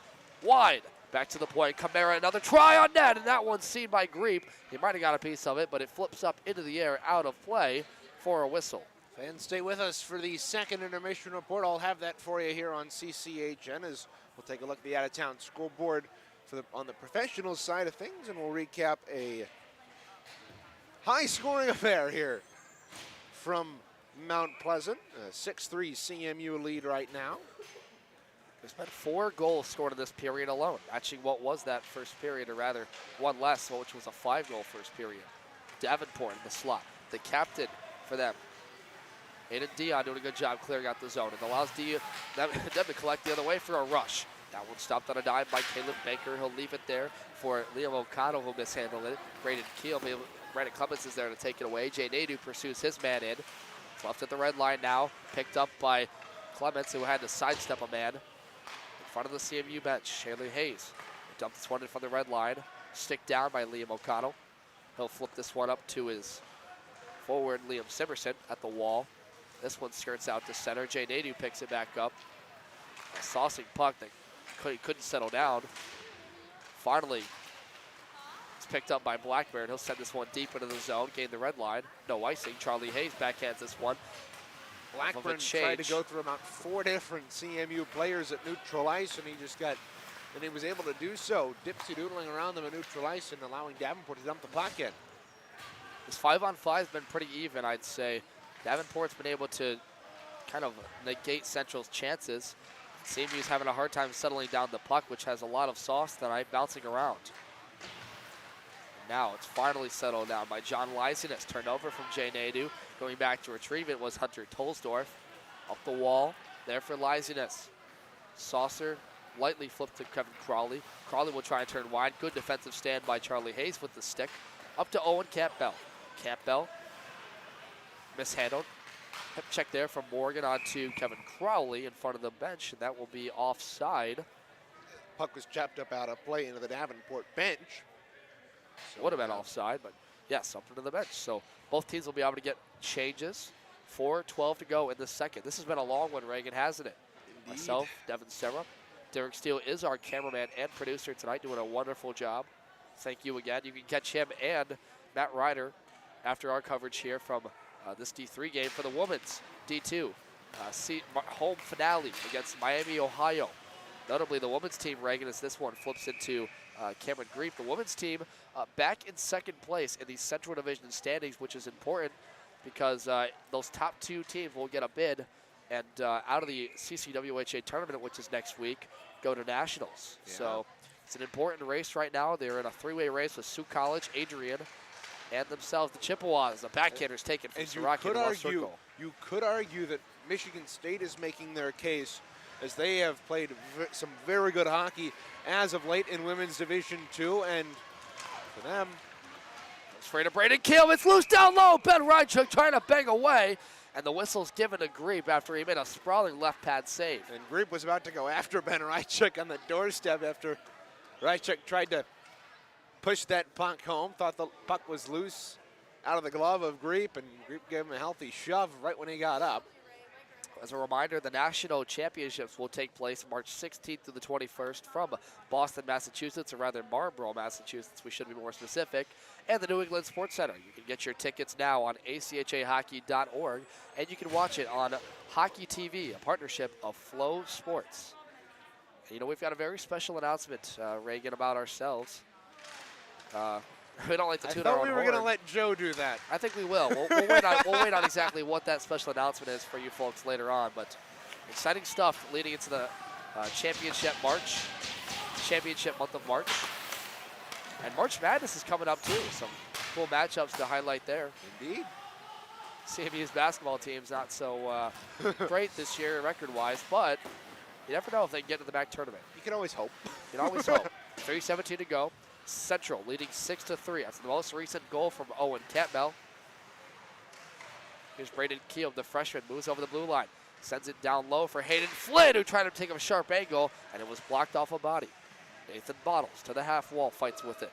He'll be tied up there for a moment. Hayden Flynn tries to send one to the slot for Andrew Porzadik, who collects it.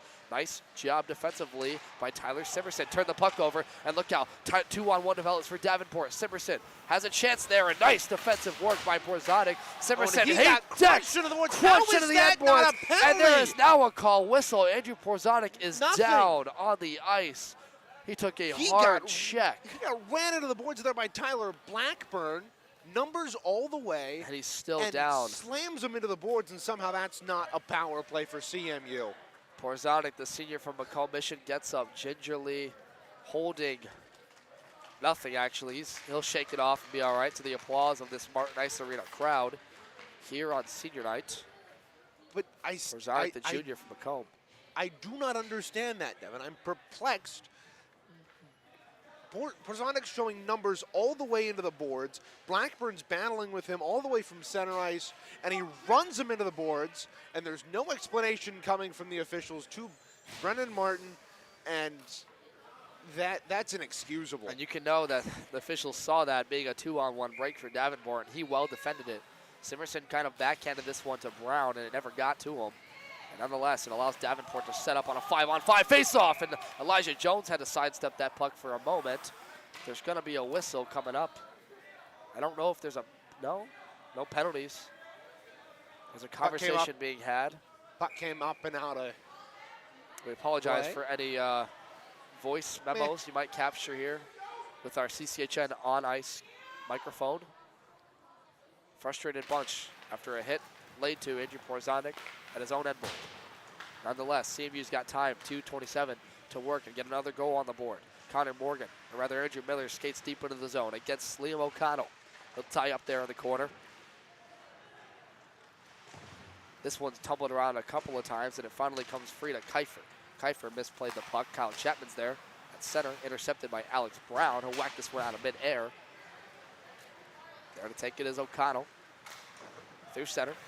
Davenport ramping up the Connected physicality. to Jared Kiefer, and Kiefer gets a shot on net, and a good chest protector save there by Elijah Jones. Still loose in their own area. Kyle Chapman turned away from the puck, left it there for Camara. Central's trying to get out of their own zone with 1:48 to play in this second period.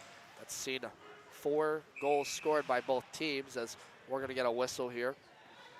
This is going to go for icing against CMU, but some good physical play here by Central Michigan, and they're going to have to keep playing physical. Davenport, as we've seen, they're the leading team. They're the leading penalty minute team in the nation. They tend to rack up most of those penalty minutes when they are down and down big. They start to get frustrated, and if you're CMU, you cannot let that disrupt your play. You have to play to the best of your ability and keep your heads cool. And you know what's notable, Reagan, to point out is remember that 5-goal deficit we've talked about the last couple of games.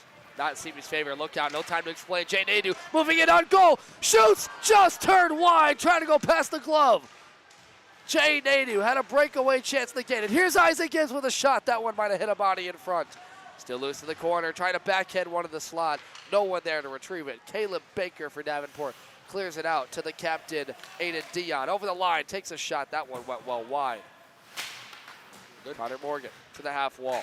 Played there by Camara. It's still loose. Simerson trying to get it down low for Dion, and he just missed the puck. Jay Nadeau up the wall with a minute left, 50 seconds rather now in this second period. Going back to that breakaway by Jay Nadeau, that's a great save by Greep coming back, and now Morgan's hauled down, and Chippewa fans wanting a power play out of that, but they really aren't going to get one. It was a good hit on Andrew Miller. Through center now. We talked about that 5-goal deficit being important because if CMU can find a way in this game to win by 5, Reagan, or more, as a player's hauled down to the ice with Sam Camara, it would matter a lot to the standings after, especially that they lost to an unranked team last night. Here's Owen Campbell now on a dime, mishandled the puck.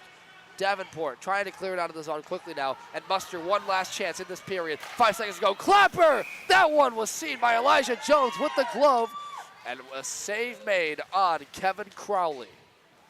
Elijah Jones flashing the leather with 2.4 seconds to go here in period 2. Second intermission coming up next here on CCHN. Stay with us for that, but good flurry back and forth. And yeah, you weren't getting the calls that you want as if you're Central, but also the referees aren't calling much. They're calling it pretty even on both sides, so they're doing a pretty good job.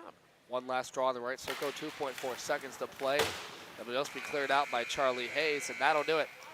So Central, after leading 3-2 in that opening frame, scores 3 goals to lead 6-3. The only answer from Liam Simerson, which finds themselves in a 3-goal lead heading into the third period here on senior night. Stay with us, Reagan Cleves. We'll have the intermission report to recap that one and give you some out-of-town scoreboards as well as our Chippewa scoreboard. Stay with us. You're watching CMU D3 Hockey here on CCHN.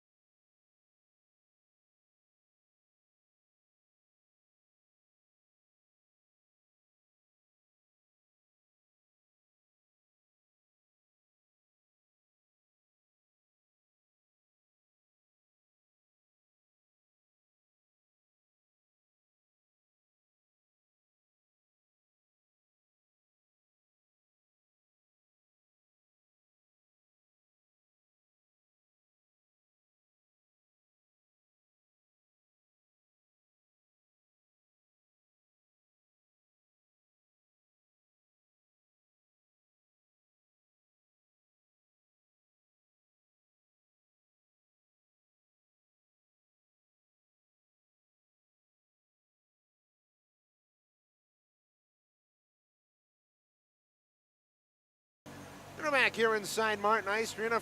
40 minutes in the books. Central Michigan with an explosive second period, doubling their score from 3 to 6. Well, Davenport only gets one, so they head into this third period up 6 to 3 over Davenport, a team that frustrated them last night, but they're doing a heck of a job here tonight to get revenge on the Panthers. CMU gets a power play goal from Charlie Hayes for their second power play goal of the evening. They're now 2 for 4 on the man advantage. Or, pardon me, 2 for 5 on the man advantage with a Rose penalty on halfway through that second period. This was a very physical second period. Davenport increasingly playing more frustrated, visibly so, getting a lot of hits in, late hits, and that's going to be something Central Michigan has to watch out for. They can't let Davenport get into their heads too much. They need to play clean. Don't take any stupid penalties. Play like you have been playing this entire game, and I think it'll work out for you. They've been doing a really good job cycling the puck. And Elijah Jones has played well in net for CMU. Simerson, the only goal scorer for Davenport in that second period, made a nifty move to cut back to the outside after he got past the defense at the top of the right circle. He moved in, and he slipped it over the glove of Lauren Jones to make it at the time, 5-3 game before Owen Campbell got revenge on that goal and made it a 6-3 hockey game for CMU. That's where we stand at the end of 40 minutes. Taking a look down at the out-of-town scoreboard, the Grand Rapids Griffins inactive tonight after finishing up a four-game homestand last night against the Cleveland Monsters, in which they lost 6-2. They will be in action back on Sunday when they take on the Manitoba Moose from Winnipeg. That will start at 7 p.m. on Wood Radio 1300 106.9 FM. Spirit are at the Owen Sound Attack tonight at 7:30. Zane Perrick became the first OHL 16-year-old defenseman to score 20 goals, doing so in just 41 games, which is 22 faster than the previous record. So some historic hockey going down over in Saginaw. They will be in Owen Sound tonight at 7:30. The Wings also take on the Kraken at 10:30 down in Seattle. They're coming off of a 5-2 win against Calgary, their fifth straight win. You watch that on Bally Sports Detroit, and it's a pretty good stretch of games here for Detroit, and they're trying to make it 6 with a game at Seattle here tonight. We'll take a break. That'll do it for the second intermission report. Stay with us. Third period on the other side. You're watching CMU D3 Club Hockey on CCHN.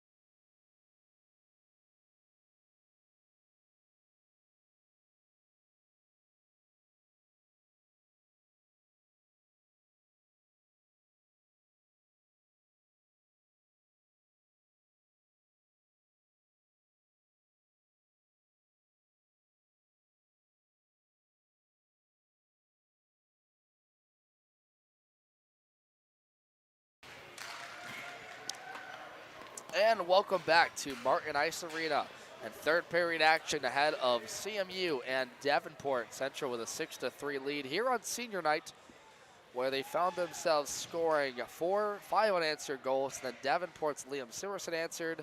The most recent goal scorer was Owen Campbell, and officially, or unofficial, unassisted, which none of these are official until after the game, but it's been a chaotic one, Reagan, and kind of fast thoughts real quick. It's been a better game for CMU, actually much better than what we saw last night. And it certainly has been a much better contest for them here tonight, but there's still a couple of things that they need to work on. But I think this third period, if they bear down and get maybe 2 more goals, it can really help them if they want to have any hope at making nationals. Did you see that? That puck stopped on a dime. It looked like it hit a backboard. Look at, like, stopped like on peanut butter. My goodness. Classic Martin Ice Arena moment. Here's Keelan Baker backhands this one-timer by Owen Campbell, and that was blocked off the skate of Keelan Baker. Boy, he's gonna feel that one in the morning. This one comes loose to the trapezoid. Davenport trying to clear the zone. It's kept in by Campbell. Campbell, the most recent goal scorer, and that one's gonna get the Oscar, won't it, for Aiden Dion, who takes the elbow from Owen Campbell. It looked like Campbell got him up high with an elbow, but Chippewas lucky referees didn't see that one. On the west, working down low with it is Connor Morgan. Trying to free up his man on the puck. Campbell finally squirts it back to the trapezoid. Sends it near side off the boards. Down low, Central trying to cycle this one. Up top now it comes to Charlie Hayes. He'll tip this one back down low again as Connor Morgan's tied up with his man. Back the other way, Davenport, it's got a break if they hustle. Liam Simerson stops, turns, and tries to fire it to Aiden Dion, who was tied up with Keelan Baker. Good defensive awareness by the captain. Devin Sarah alongside Reagan Cleves here from Martin Ice Arena. Third period action in the regular season finale for these Chippewas at 13-10, 2-2 on the year, 17 in the nation. After the most recent rankings put them at the 17th spot, 1 out of the spot for nationals as Isaac Gibbs turns and fires. That's well wide. And Reagan, as you just talked about, a 5-goal loss for Davenport tonight. If CMU is able to hold on, as trying to answer that cord is Kevin Crawley, but if they are able to win by 5 tonight, that would be a double win for them and maybe even erase what was a devastating 3-1 loss last night. Yeah, possibly. And explaining that 5-goal, talk a little bit about what that 5-goal deficit would mean. We just kind of said it. But so a 5-goal win, basically in the ACHA's computer rankings, is the equivalent of 2 times the win. And so if CMU was able to get a win here tonight, and if they are able to win by 5, that would be a serious help in their quest for Boston. 1 spot out of the top 16 that get what's called auto bids to nationals. There's not really any auto bids other than a conference champion. Missouri was the only one that we've had to report recently, winning the Mid-American Collegiate Hockey Association playoffs in a barn burner game against Nebraska that went to overtime. And you know what's notable about that series, turning kind of the page of conversation? The Matcha had a lot of great teams this year. Creighton is now number 13 in the nation after upsetting Missouri State. They only fell to 11th. And Arkansas was upset by Nebraska. So it's been a little bit of an up and down season with anybody can be anybody kind of a testament. Yeah, and that MACHA tournament, really the quintessential example of it is that, I mean, you had Nebraska beat, I believe, Arkansas. You had Missouri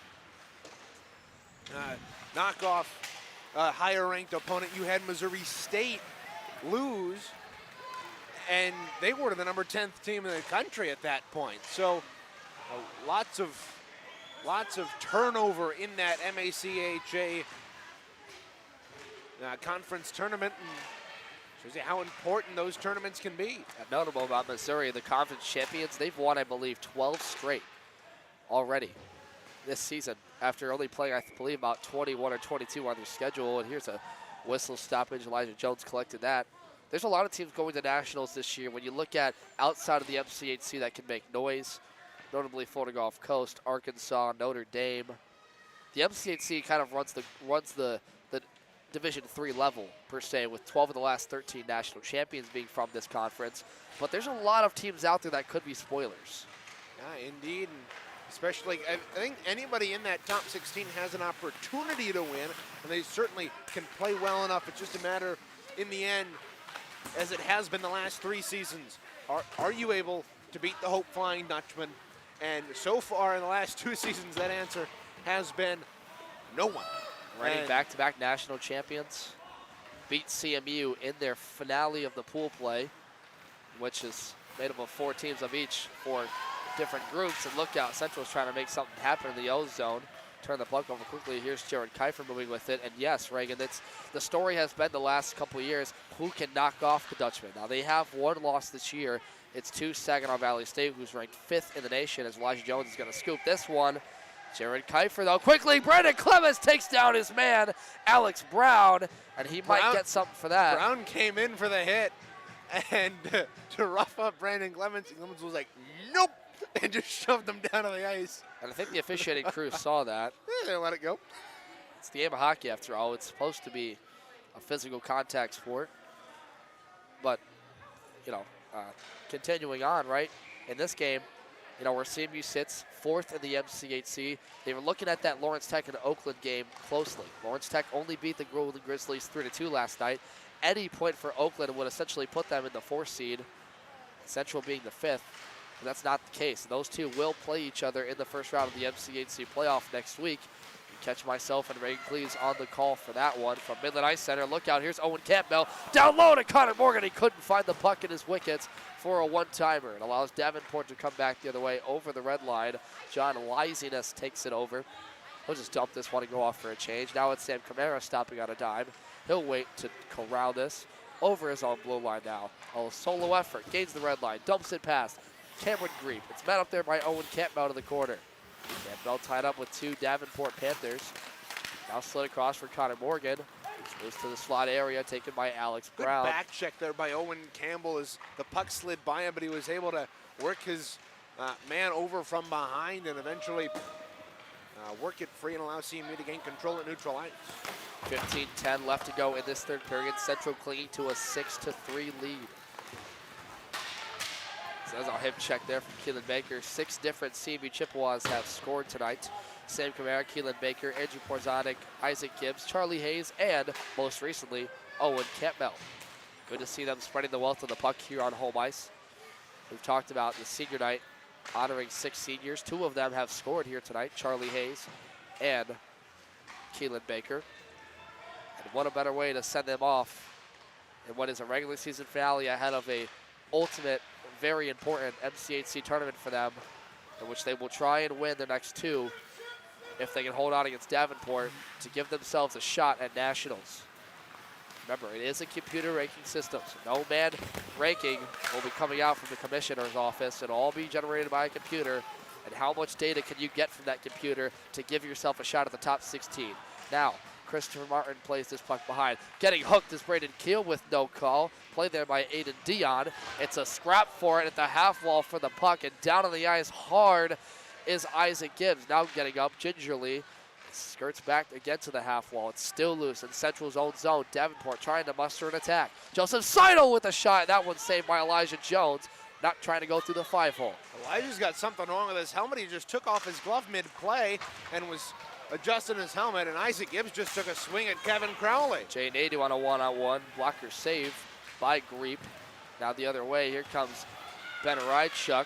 Falling down to the ice is the other number 2, Jared Kiefer. Oh, Ben Rydchuk's going to draw a charging penalty here. Oh, no. Here we go. He went after Kiefer the second time. And Rydchuk's like, what?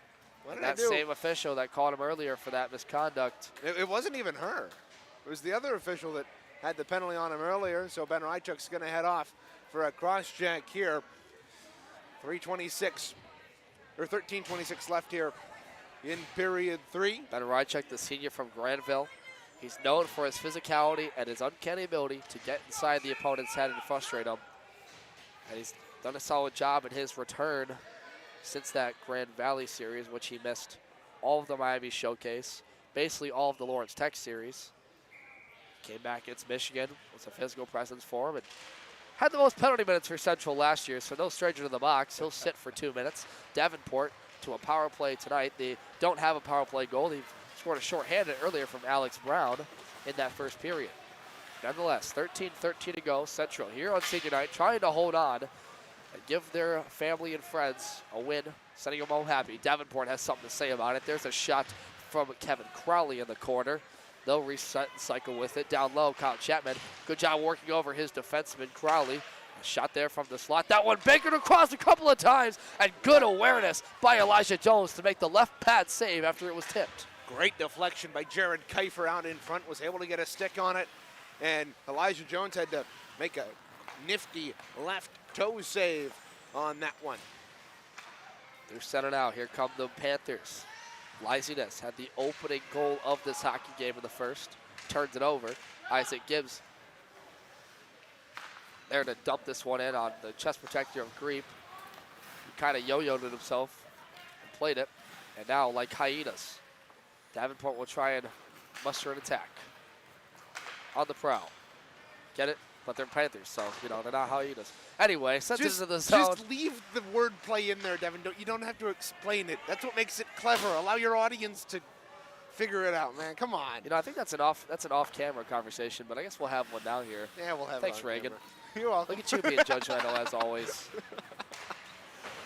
Hey, watch it there, soap opera. All right, here come the Panthers the other way through center. It's picked up in the wing there by Caleb Baker. Try and sidestep his man, Keelan Baker, dumps this one into the zone, and there it's played by Cameron Greep, and to the applause of Central's crowd. So CMU, with 10 seconds left in this power play, will look to kill off the rest of the time. Up the wing, here comes Hunter Tolstorff. Sidesteps 2, 3, CMU defenders, backhands this one. It's blocked off the skid of Austin Ritter. Out of the box comes Ben Rychuk, and he'll immediately come back into the fray. The Panthers trying to muster an attack. That one, a centering feed missed, intended there for Mason Rose. And now through center, here comes Austin Ritter the other way, trying to pursue the puck down. Off the bench, here comes Hunter Tolstorff to the net, and that one shot just wide by Andrew Siraki. Another great opportunity there for CMU. Siraki just ripped it wide. Here's Simmerson from a sharp angle, score! What a goal, his fourth of the weekend, bar down on Elijah Jones. And the deficit is 2 with 11:02 to play. What a shot by Simerson. Elijah Jones has been beaten twice from that, basically the exact same spot. A wicked wrister from the outside by Simerson. And for him, that is goal number 18 on the season. Simerson, the freshman forward, leading the team by a large margin in scoring, 24 points. He has done it all for this team, and now his fourth of this weekend. He had 2 last night in the 3-1 win over Central. Really has been most of their attack this year. A dynamic scorer showing off his ability right there. Liam Simerson with the goal. And so Davenport, with 10 minutes left to go in this game, finds themselves at a much more manageable deficit. 6-4. Remember last night, Reagan, how quickly CMU gave up 2 goals. That one came loose to the slot after a shot from Owen Campbell. And the other way is Alex Brown. Brown over the blue line. Had a shot blocked there from Austin Ritter. Tries to clear it away, rather that's Braden Keelb. Left it there for Keelan Baker. Almost hit his own man Campbell in the face. And that puck sits at the right circle face-off dot. Christopher Martin now plays it. There with Keelan Baker. Jared Kiefer's in there to pursue it. He'll gain possession of it. To the trapezoid. Trying to center this one. Blocked away by Elijah Jones. And now Connor Morgan fed a puck up there to Liam O'Connell unintentionally. Central will get it out. Here comes Morgan over the line. The freshman skating over blue. He's got Owen Campbell with him. Drop pass to the right circle. Owen Campbell waits backhander, and he just couldn't get the shot towards the net. Trying to go forehand, backhand, past Greep. Owen Campbell had the most recent goal for CMU in this hockey game, and it was a beauty. It was a toe drag swag. But Davenport has something to say about this Chippewa team that is trying to rebound from a rather disappointing 3-1 loss. 9:33 to go in this hockey game. 6-4 is the score here on senior night.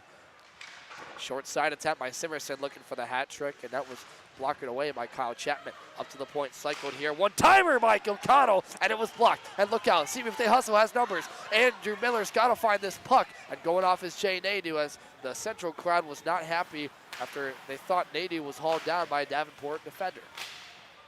To the near side, in front of Davenport's bench. Andrew Miller dumps it back to the zone. It comes to the blade of Cameron Greep. 9 minutes to go. Devin Serra and Reagan Cleaves from Martin Ice Arena. The regular season finale for both of these teams. Davenport, the team from the MCHC West. CMU, the MCHC East. In this conference MCHC matchup ahead of the MCHC tournament next week. Boy, that's a tongue twister. Nathan Bottles to the right circle, backhands this one to the net and just missed it. Far side. It's kept into the zone, however. Davenport can't clear. Isaac Gibbs sends a puck on net, and finding it there before it got to the pad was Hunter Tolstorff. Through center now. Here come the Panthers. Caleb Baker dumps it in. He'll go off for a change along with the rest of his team. Central will have time and space. Kyle Chapman, unless the captain, Aiden Dion, has something to corral it with. Backhander on net. That one tipped wide a couple of times. Still without a shot on net in the last 3 minutes. Here's Davenport with another chance. In front, it's loose. Kyle Chapman blocked the shot. Sam Camara in the corner. Fighting off there is Kevin Crowley to the half wall now. It comes down low, and that one tipped once, and a left pad save by Elijah Jones. And look out, stretch pass for Andrew Porzanic, just missed. Or rather, it was deflected up into the air by the Davenport defender. What a great last couple of minutes for Davenport here. They've been able to work the puck well and get a bunch of good quality chances on Elijah Jones. This one rolls in on Greep off the rebound. You know, I'd like to ask you, personally, this Davenport team has impressed me just with their hustle and their ability to take the body to CMU. What impresses you most about this team? They've put up now 7 goals on the Chips this weekend. I mean, I really think what impresses me about Davenport is the fact that they are able to, yeah, they're punching above their weight class, playing the number 17 team in the nation, but they are playing some very fundamentally sound hockey, and especially like they're blocking shots, they're cycling the puck well on the offensive end, and they're capitalizing on breakouts. And right there, an Edmore attempt that was sent well wide of the shot, and guess what? A Davenport defender there, Joseph Seidel, is there to corral it, clear it out. That's great positioning. That's great heads-up awareness. I'm really impressed. This team doesn't look like an 8-win team on the season. They look like a team that can go toe-to-toe with the best. And, you know, albeit a partisan opinion, and that one, a centering feed for Clements, just couldn't go, stuffed home. And my goodness, we don't have time to talk because look at CMU mustering an attack, and there will be a whistle. A Davenport player, or no, that's a CMU player down in the corner. A scuffle in front, the referees gather. Still can't tell who's down on the ice for CMU. Player. Blackburn is in there. Over there. Andrew Clements. Clements took a hard spill to the boards. Didn't see the hit or the fall, but he'll get up and skate back to the box. There was a penalty, I believe, being assessed on the play. Good to see Clements get up. The freshman from Clarkston, Michigan. And it's going to be on. So it's going to be on Clements and Blackburn here. Coincidental minors at 13-12. So that'll give us some open ice to work with. 6:48 to go in this game. Final game for both these teams. Central came into tonight 30 points, 13-10-2-2. Davenport 8-19-1-0. These teams are getting ready for their conference tournament where Central is going to look to play Oakland in the first round. Davenport may play Calvin. They will play Calvin, yeah. And that'll be an important matchup because Calvin currently sits 16th in the nation. And from what I've seen, this Davenport team has a lot of momentum. They've won 4 straight heading into this game, including a win over Adrian, a sweep of Michigan State. And although in a 2-goal deficit, they're looking for a sweep of CMU. So it's an anybody can beat anybody type of conference tournament heading into that, February 24th and 25th. And remember, folks, the first 2 rounds of the MCHC tournament will matter towards the rankings, not the semis of the finals, because it will be after the final ranking period, which is the date of February 26th. But nonetheless, we have a hockey game to finish right here on senior night. Chips trying to cling on to a 6-4 lead with open ice. Here comes quickly Aiden Dion over the line. Pursued in by Christopher Martin. He'll turn wide. Tries to go to the slot. Christopher Martin hounds him off the puck. A shot attempt there from Hunter Tolstorff was tipped. Elijah Jones tried to clip it out of midair and couldn't find it. Owen Campbell skates through the red line. To the right circle. He'll sidestep a man. Look at the moves by the sophomore. One too many handles as the blue line coming off the bench there. Taken away, however. Owen Campbell, a shot on net, and that one might have tipped off the skate blade of Aiden Dion. But my goodness, look at Owen Campbell with some individual efforts. Now here comes Alex Brown over the line. Good defensive stand there by Kyle Chapman. They'll reset with it. The assistant captain, Kevin Crowley, waits in the slot, turns. Another block there by Kyle Chapman, and that one finally goes into the protective netting, out for a stop. Campbell went to the boards, or went to the bench gingerly after getting a cross-check that sent him sliding into the boards. 5:23 to go here in regulation. If you're looking for game report set, schedules, and more, take a trip to cmichicehockey.com. There you can find those and much more, including player and recruiting information, apparel, and more. That's cmichichockey.com. 5:15 to go here from Martin Ice Arena. Senior night. A couple of seniors with goals tonight. Charlie Hayes with 1, Keelan Baker with 1, and a couple assists. Christopher Martin has 1 tonight. We'll get to that in the postgame. Right now, Central still trying to hold on here. In the attacking zone. Isaac Gibbs behind the net. Gets his change pickpocketed by Alex Brown, and there's going to be a call coming up here on a Davenport. Oh, and Isaac Gibbs is getting one too. The referee 120 feet down the ice. I saw Isaac Gibbs clapping, and he just gave him misconduct as he was skating to the penalty box. Misconduct. This is a bit ridiculous. This has been a story here for a while. We saw it last night a couple of times. Central would go to power plays, but then would be immediately called away. And even the last couple of weeks. Can't give you specific sources, but what we do know is that coincidentals have been a problem for CMU. After the whistles, after they've gotten a power play opportunity, Stripes haven't allowed them to talk, haven't allowed them to motion any physical applause or celebration. And so because of that, it'll be a misconduct.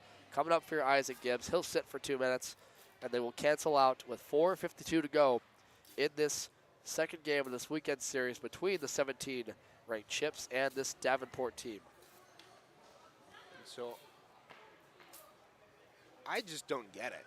Like, Isaac Gibbs is minding his own business, and the official, not even the official that's 20 feet from him, the official all the way down the ice is seeing Isaac Gibbs display some emotion at the fact that he drew a penalty, and he gets not only a 2-minute, but then as he's going to the penalty box, he draws a 10-minute misconduct as well.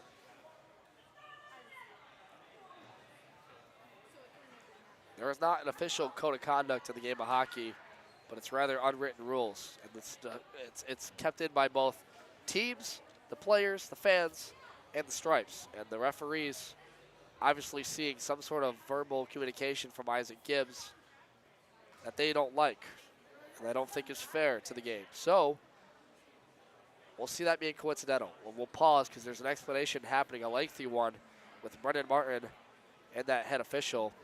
Keelan Baker is gathered with the captain, Aiden Dion, for the Panthers. That's all we can tell you at the moment. 6-4 is the lead for Central. The most recent goal scored by Liam Simerson. He has the last 2 for Davenport. Oh, did Isaac Gibbs just get kicked out? And he might be gone for this one because he's... What? And it looks like they will. Either that or was Brendan Martin kicked out. That was... And it is Brendan Martin, I believe. Yes. Brendan Martin is gone from the bench. The head official. I don't even... Oh, my goodness. To the dislike of this CMU crowd. Giving it to him. I don't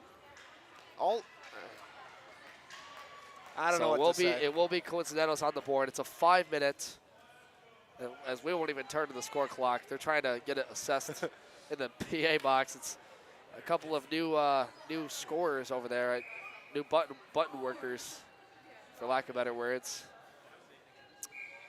So Isaac Gibbs will sit. Brendan Martin is gone from this hockey game, the former captain of 6 years and the new interim head coach for this Chippewa team, who's come in and provided a spark to this team.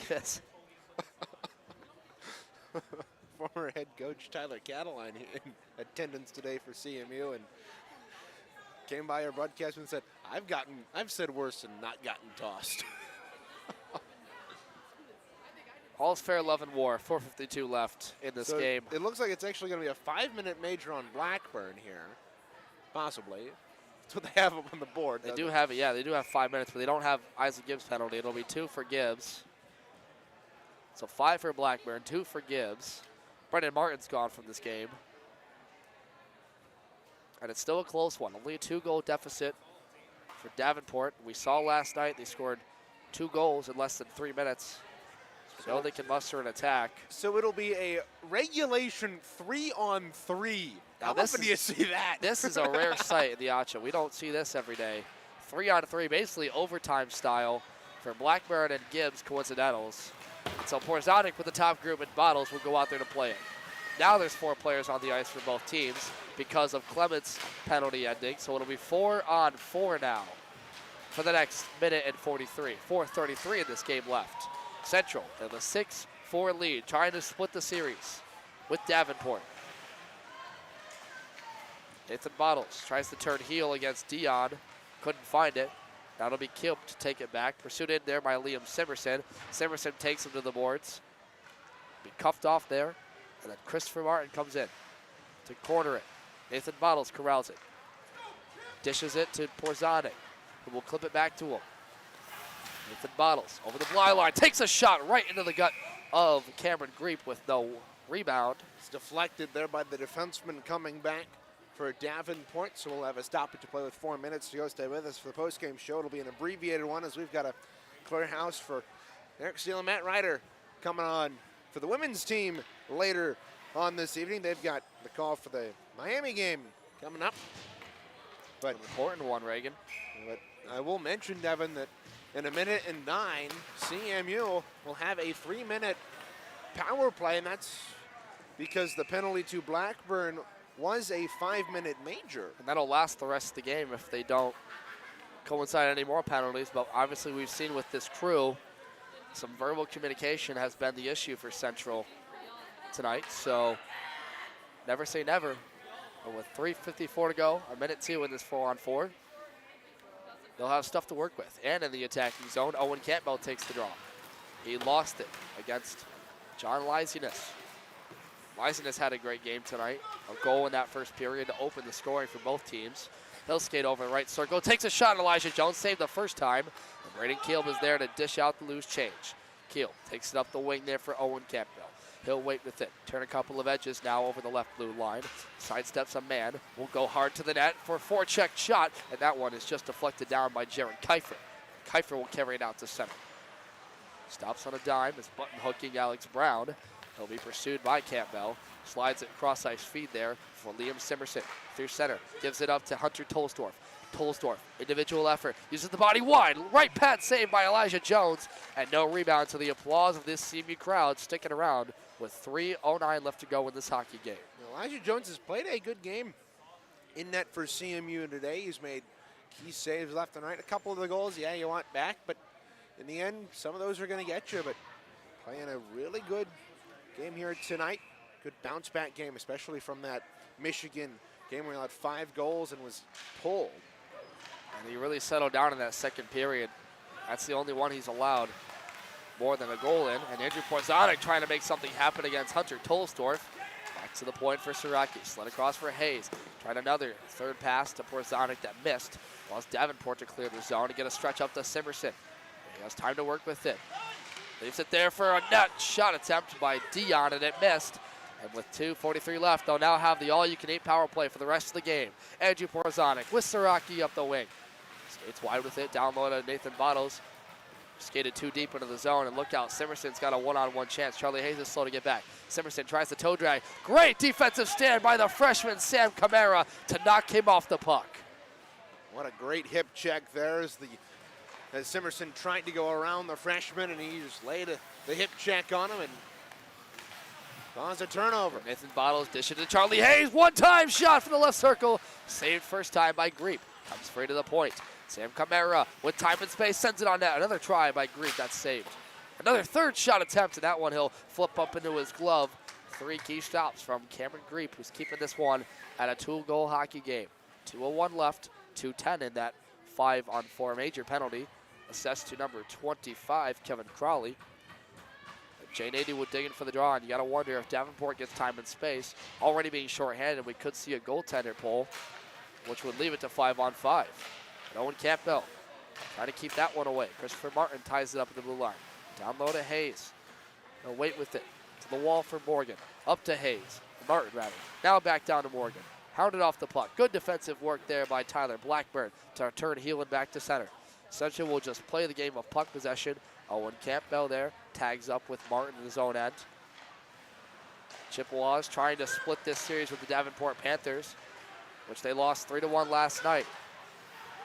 CMU and a team on the outside looking into the national tournament wants to send their seniors home happy and give themselves some momentum heading into the MCHC tournament in 1 week's time. 1:15 to go in this hockey game. Central up 6-4. Connor Morgan will toe drag into the slot, takes a shot on Grief, save, rebound, and to the slot fighting to go to the net is who else? Ben Rychuk.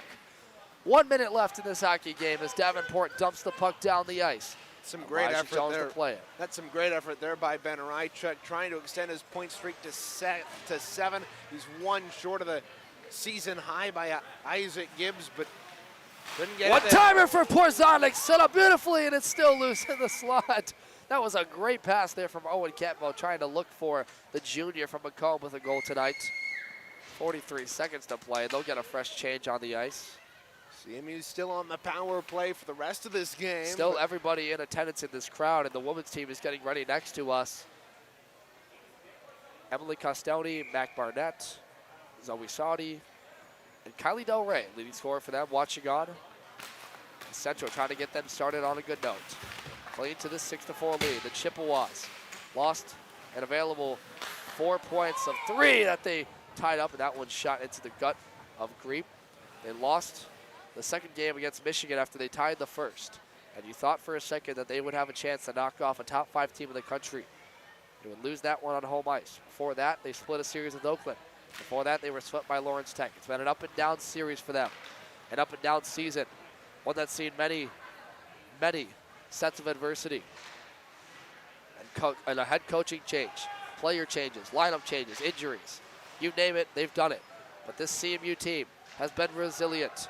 They've always shown in the face of adversity they will find a way to bounce back and play their best hockey, which they have for not only the seniors, but the many fans in attendance here tonight. And with 3 seconds left, they will send it back to Davenport's zone. And Central Michigan, back on home ice, wins their regular season finale from Martin Ice Arena. Elijah Jones gets the win.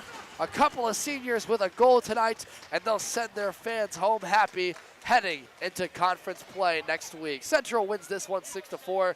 Myself and Reagan Cleves will recap it all for you in the post-game show presented by CMHIceHockey.com. Final score, Central Michigan 6, Davenport 4. Stay with us. You're watching CMU D3 Hockey on CCHN.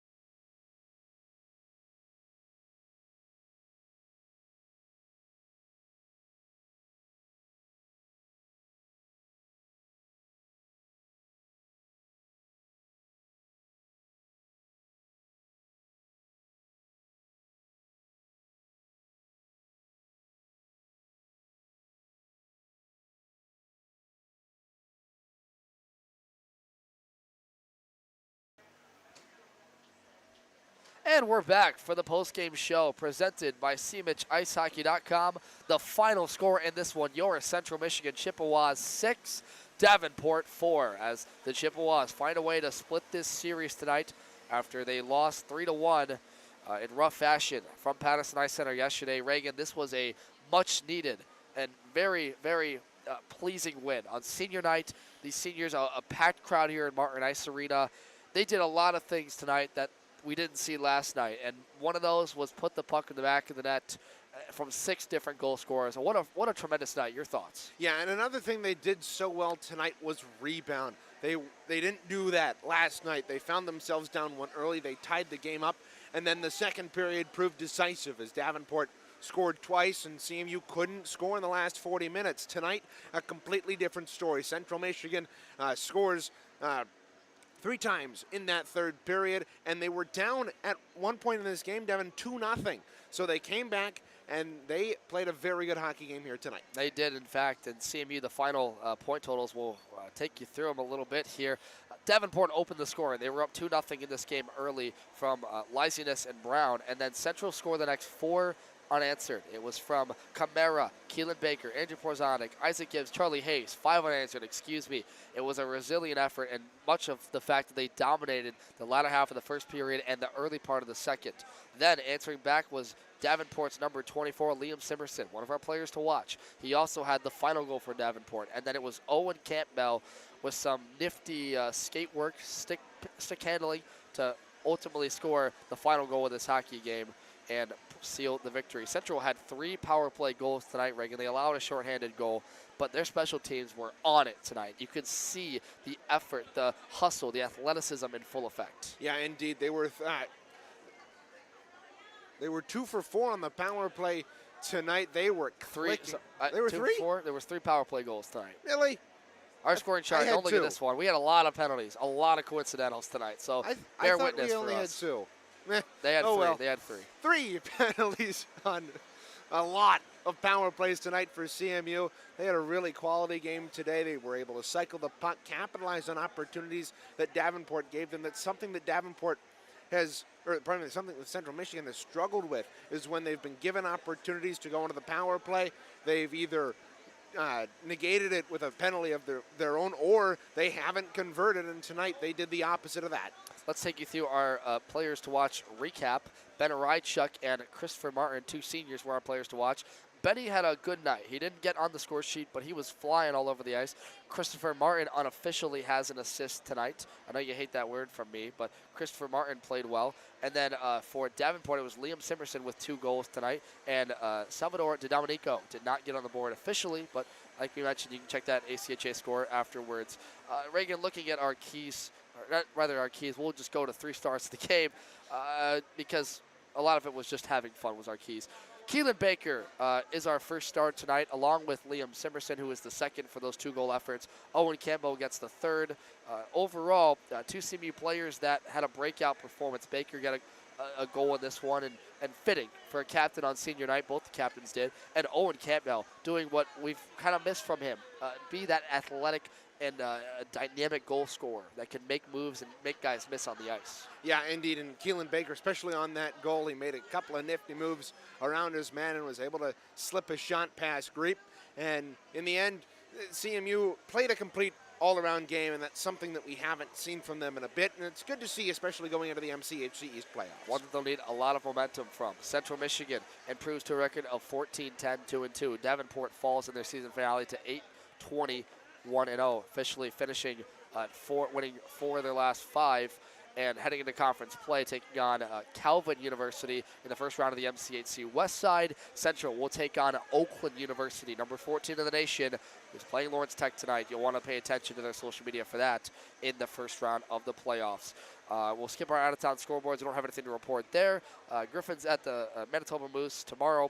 The Spirit are at the Owen Sound, and the Red Wings are at the Kraken, 10:30 p.m. Eastern Time. That'll just about do it for our coverage here from Martin Ice Arena and senior night, as Central Michigan is able to hold on and win in their final regular season game ahead of the MCHC tournament. So with that, for everyone here at CCHN, Derek Steele running the sticks 1s and 2, Joe Lazier, our social media, Reagan Cleaves, and myself, We thank you for watching this presentation of CCHN. Final score tonight, Central Michigan 6, Davenport 4. Thank you for watching and have a wonderful night, everybody.